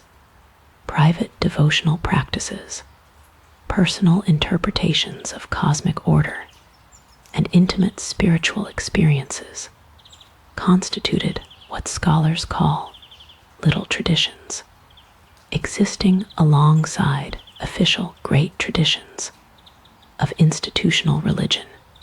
Archaeological evidence occasionally provides glimpses of these personal dimensions. Small household shrines containing eclectic combinations of Buddhist, Confucian, and indigenous spiritual objects, suggesting pragmatic individuals assembling spiritual resources from available traditions rather than adhering to doctrinal purity. By late Joseon, new spiritual currents began penetrating rural consciousness despite government efforts to maintain ideological control. Most notably, the Donghak Eastern Learning movement emerged in the mid-19th century, blending indigenous spirituality with selective elements of Confucianism, Buddhism, and even Catholicism into a syncretic doctrine, appealing particularly to marginalized peasants. While its subsequent political manifestations fall outside our period, the movement's rapid spread through rural areas demonstrates the spiritual hunger existing beneath seemingly stable traditional structures, a reminder that peasant consciousness contained dimensions of aspiration and meaning beyond the materialist calculations of mere survival. You've made it through nearly 700 years of Korean dynastic peasant life, and somehow you're still listening. Perhaps you're a masochist, or maybe you're just fascinated by how humans endured the most crushing circumstances. Either way, now we explore when the downtrodden decided they'd had quite enough. Because contrary to what the official histories would have you believe, Korean peasants weren't always meek acceptors of their fate. They could be remarkably creative in telling the elite where to shove their tax receipts. The first thing to understand about peasant resistance is that full-scale rebellion was exceedingly rare. When your daily existence revolves around not starving to death, organizing a proper revolution becomes something of a luxury. Most resistance was subtle, the kind that doesn't make it into official chronicles. Think of it as passive-aggressive notes left on a roommate's unwashed dishes, but the notes are deliberately misreported crop yields, and the roommate is an entire aristocratic class. During the Goryeo period, resistance typically manifested as flight. When the local magistrates' tax demands became too burdensome, entire villages would simply disappear overnight. Poof, gone, relocated to another district, another province, or into the mountains where officials feared to tread.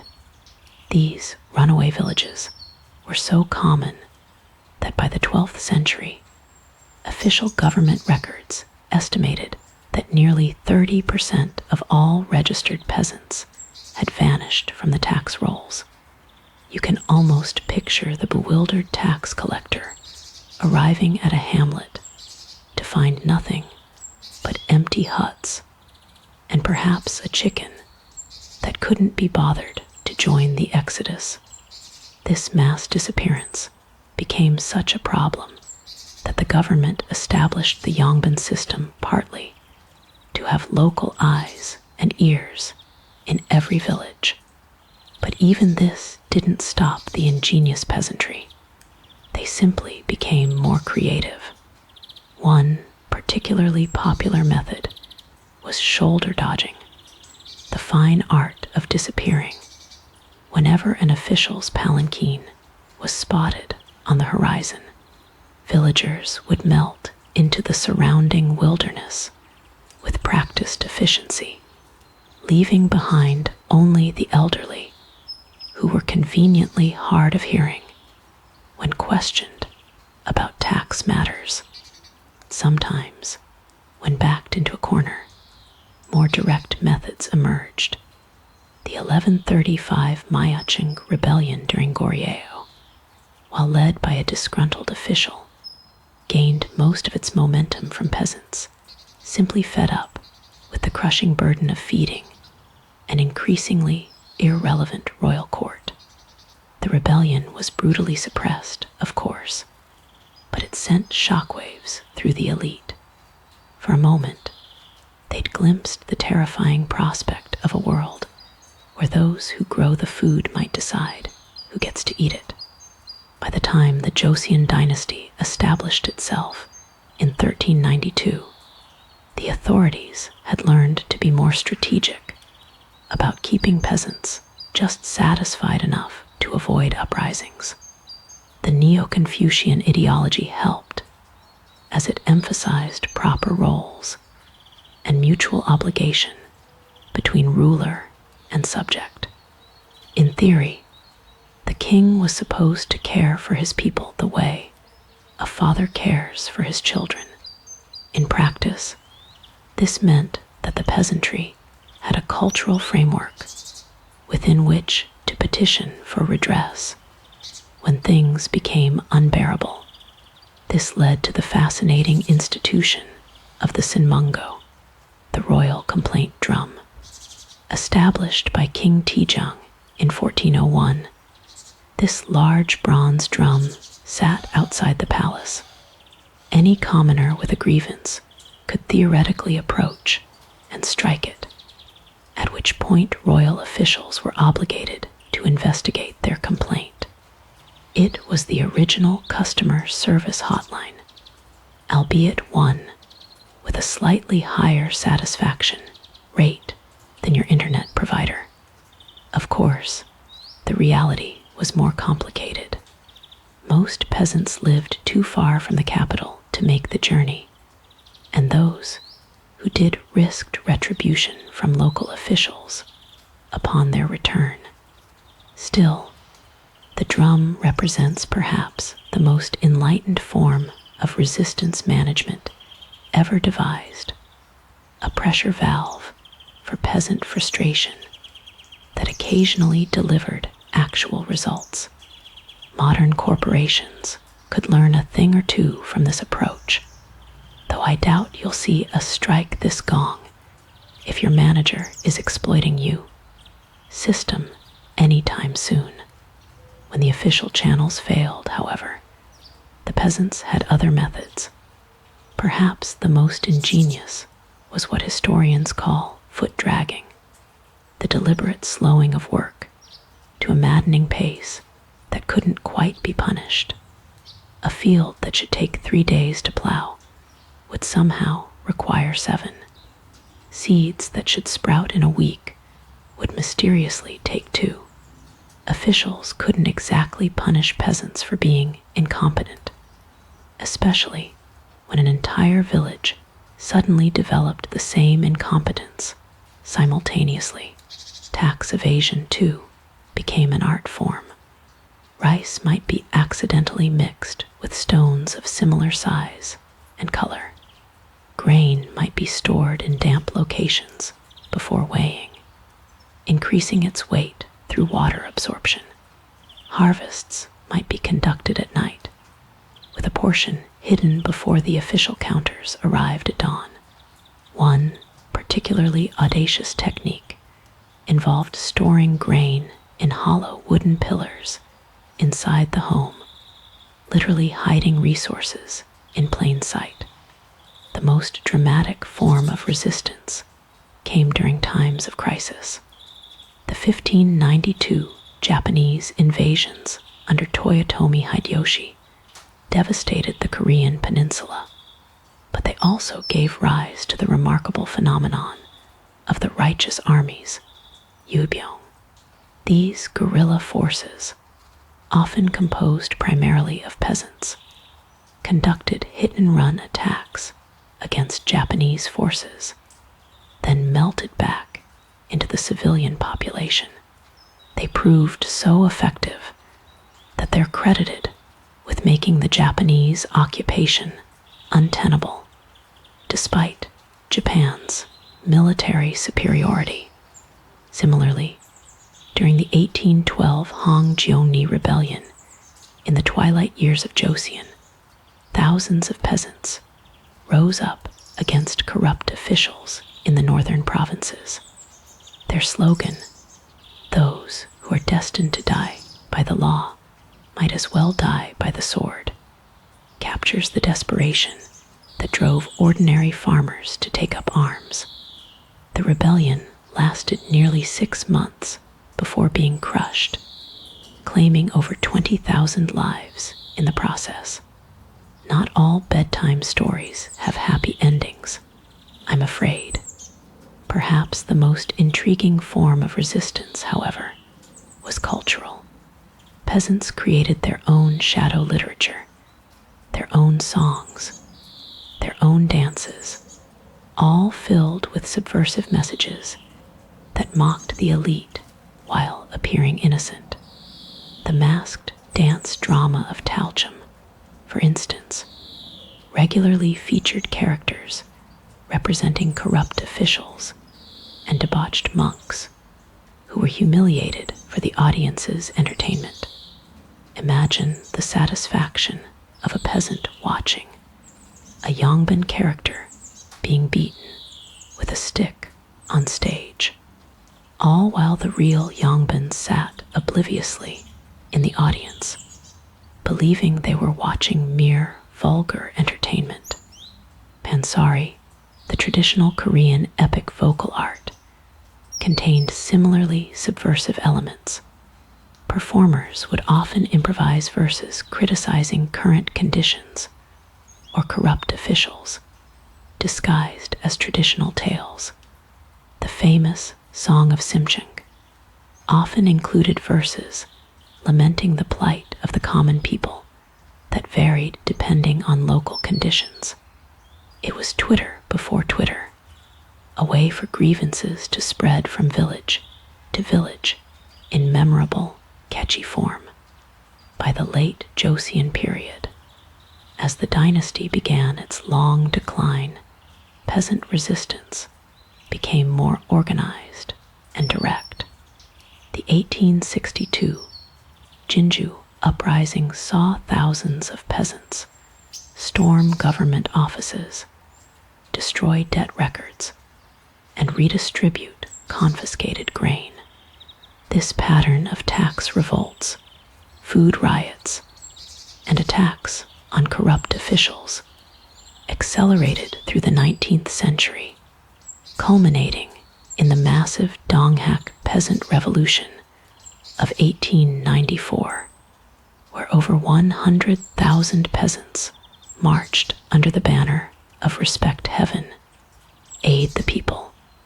The movement, inspired by the syncretic Donghak religion, briefly established an alternative government before being crushed by combined Korean government and Japanese forces. The bitter irony wasn't lost on the peasants. Their own government had invited foreign troops to suppress them, foreshadowing the complete Japanese takeover that would come a decade later. So when someone tells you East Asian peasants were docile subjects of autocratic regimes, you might gently remind them that resistance takes many forms. Sometimes it's dramatic rebellion, but more often it's the quiet, persistent refusal to cooperate fully with a system designed to extract your labor while giving as little as possible in return. Korean peasants may have bowed their heads when necessary, but they never surrendered their dignity or their capacity to imagine a more just world. By now, you might be wondering if there was ever a time when Korean peasants could just farm in peace. The unfortunate answer is rarely, because if there's one constant in Korean history beyond the resilience of its common people, it's the geopolitical misfortune of existing between three perpetually hungry empires. Being a Korean peasant during dynastic times was rather like trying to nap on railroad tracks, while three freight trains argue about which one gets to run you over first. Let's set the stage. Korea, that elegant peninsular appendage jutting out from the Asian mainland, shares its northern border with what is now China and Russia, while sitting just across a narrow sea from Japan. In modern times, this location would be called strategically significant. During the Goryeo and Joseon dynasties, a more accurate term might be cosmically unlucky. From the peasant perspective, geopolitics wasn't an abstract concept discussed by scholars over tea. It was the terrifying sound of hoofbeats approaching your village, or strange ships appearing on the horizon, bringing soldiers who spoke languages you didn't understand, but who universally comprehended the value of your grain storage. The Goryeo dynasty began its existence under the shadow of powerful neighbors. To the north, the Kitten Liao dynasty frequently sent diplomatic missions that looked suspiciously like invasion forces. These visits typically ended with the Goryeo court agreeing to send tribute, which is a fancy word for please take this enormous pile of goods that our peasants spent years producing and go away. In 993, 1010, and 1018, the kittens dispensed with diplomacy altogether, and launched full-scale invasions. During these campaigns, the standard aristocratic advice to peasants was something along the lines of, "Die heroically defending our kingdom." The peasants, displaying that practical wisdom we've come to admire, generally preferred alternatives like hide in the mountains until the scary horse people leave. Villages in the invasion path faced a grim trinity of options: be killed resisting, be taken as slaves, or watch as everything edible was confiscated to feed enemy troops. Contemporary accounts describe northern villages being so thoroughly stripped that peasants resorted to eating tree bark and weeds. When you're gnawing on pine trees in January, concepts like national sovereignty start to seem rather abstract. Just as the kitten threat receded, the Jurchen Jin dynasty emerged to the north. In 1126, they too decided that Korean resources looked particularly appealing. The pattern repeated: invasion, tribute demands, peasant suffering. By now, northern Korean villages had developed a sort of early warning system where news of approaching armies traveled faster than the armies themselves, giving communities precious days to hide their grain, bury their valuables, and disappear into mountain refuges. Then came the Mongols. If there was ever an empire that inspired peasants to develop innovative hiding techniques, it was the Mongols under Genghis Khan and his successors. Beginning in 1231, they invaded Korea nearly annually for almost 3 decades. The Goryeo court, displaying remarkable self-preservation instincts, retreated to Ganghwa Island, while the mainland peasantry was left to deal with the consequences. One contemporary account describes the Mongol approach to resource extraction. They took everything that could be carried and burned what could not. Villages were systematically dismantled. Grain, livestock, and young people were taken north, while the elderly were often left behind with nothing. Many northern regions lost up to 60% of their population through death or deportation. The Mongol domination eventually formalized into an exploitative but slightly less murderous relationship, with Korea becoming a tributary state. This meant regular tribute missions, where the products of peasant labor were packed onto carts and sent north. Special tribute items included paper, ginseng, woven textiles, and young women for the Mongol harems.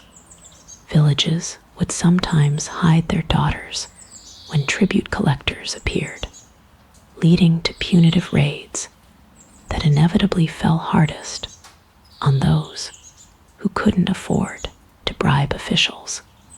As if one imperialist neighbor wasn't enough, Japanese pirates, called Wigu, began intensifying their raids on coastal Korean communities during the late Goryeo period. These weren't the romantic pirates of children's stories. They were organized military operations targeting villages for slaves, grain, and technology, particularly Korean pottery techniques. Imagine you're a coastal peasant.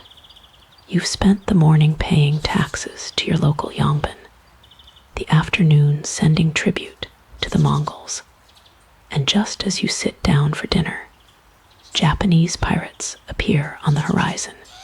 It's like being mugged on your way home from paying your taxes, then having your landlord increase your rent while you're still bleeding on the sidewalk. The transition from Goryeo to Joseon brought little relief. The early Joseon period coincided with the rise of Japan's unification under Toyotomi Hideyoshi, who harbored grand ambitions of conquering China, with Korea serving as the convenient land bridge. In 1592, he launched an invasion with over 160,000 troops, beginning what Koreans call the Imjin War. For peasants, this 7-year conflict was apocalyptic. Japanese forces employed a 3-all policy: kill all, burn all, loot all. Villages in the invasion path were systematically destroyed, with survivors fleeing to mountains or forests. Contemporary records indicate that the population of Korea may have decreased by nearly 1/3 during this period. Fields lay fallow, irrigation systems collapsed, and famine followed inevitably in the war's wake. A peasant diary from the period, one of the few to survive, contains this heartbreaking entry: "The soldiers took our grain, then they took our seed grain, then they took our ox. What will we plant? How will we plow? With what will we feed our children?" The diarist doesn't record the answer, but history suggests it was often, "You won't." Just as Korea began recovering, the Manchus, descendants of the Jurchens, invaded in 1627 and again in 1636. These invasions, while shorter than the Japanese campaign, were no less devastating for common people. Villages that had just rebuilt from the Imjin War found themselves once again in the path of armies that viewed Korean resources as legitimate spoils. The pattern continued throughout the Joseon period, brief intervals of recovery, punctuated by devastating external intrusions. The 19th century brought new imperial powers to East Asia, with Western nations joining China, Japan, and Russia in viewing Korea as either a market to be opened or a territory to be influenced. By the late Joseon period, peasants had developed a grim fatalism about geopolitical events. Folk sayings from the era include gems like, "When whales fight, the shrimp's back is broken, and whether the west wind or east wind prevails, it is still windy for the grass." Not exactly motivational poster material, but an accurate assessment of their situation, the most poignant testament to the impact of these geopolitical storms comes from rural shamanic practices. Village shamans increasingly incorporated rituals to ward off foreign invasions, with specialized prayers and offerings designed to keep communities invisible to outside forces. Imagine being so consistently traumatized by foreign armies that you develop specific religious practices just to avoid their attention. Archaeological evidence tells its own story. Villages near invasion routes show layers of burning and rebuilding, sometimes 5 or 6 cycles deep. Rural stone markers occasionally bear inscriptions like "rebuilt after the Japanese" or "restored following the northern barbarians." Pottery fragments are often found buried in hasty caches, emergency measures, by craftspeople trying to preserve their work from looting. The peasant experience of living among these giants wasn't just about the dramatic moments of invasion and warfare. It was also the grinding, constant pressure of knowing your community existed as a resource extraction zone for competing empires. Every additional grain of rice grown might end up feeding a foreign soldier rather than your own children. Every technological innovation might attract unwanted attention from nations eager to claim it. Yet somehow, through it all, Korean rural culture not only survived, but flourished. Traditional farming techniques were preserved and refined. Village festivals continued. Families somehow managed to raise children who would carry forward their language, customs, and identity, despite existing in the perpetual shadow of empires that viewed their lives as expendable. And so we come to the end of our journey through the lives of Korean dynasty peasants. As your eyelids grow heavy and your breathing deepens, take a moment to consider how remarkable it is that you now carry within you the stories of these forgotten millions, people who lived and died without monuments, whose names were rarely recorded, yet whose collective efforts built a civilization. The rhythms of their lives, planting in spring, weeding in summer, harvesting in autumn, and enduring winter, echo still in the human experience. Though separated by centuries and perhaps continents, you share with them the fundamental experience of being human, seeking sustenance, building community, finding small joys amid struggle, and persevering through hardship. Their laughter around evening fires, their songs in the fields, their whispered stories to children, their quiet resistance against oppression, all these continue to resonate across time, even as the specifics fade into historical twilight. The Korean peasant experience reminds us that history isn't just the story of the powerful. It's the accumulated moments of millions of ordinary lives. As you drift toward sleep, imagine the gentle sway of rice paddies under a Joseon moon, the distant sound of a farmer's song carrying across terraced fields, the smell of earth and growing things. Let these images dissolve into your dreams, carrying you back across centuries to a world both utterly different from and fundamentally similar to your own. Rest now. The peasants of Korea's dynasties have finished their work, and so have we.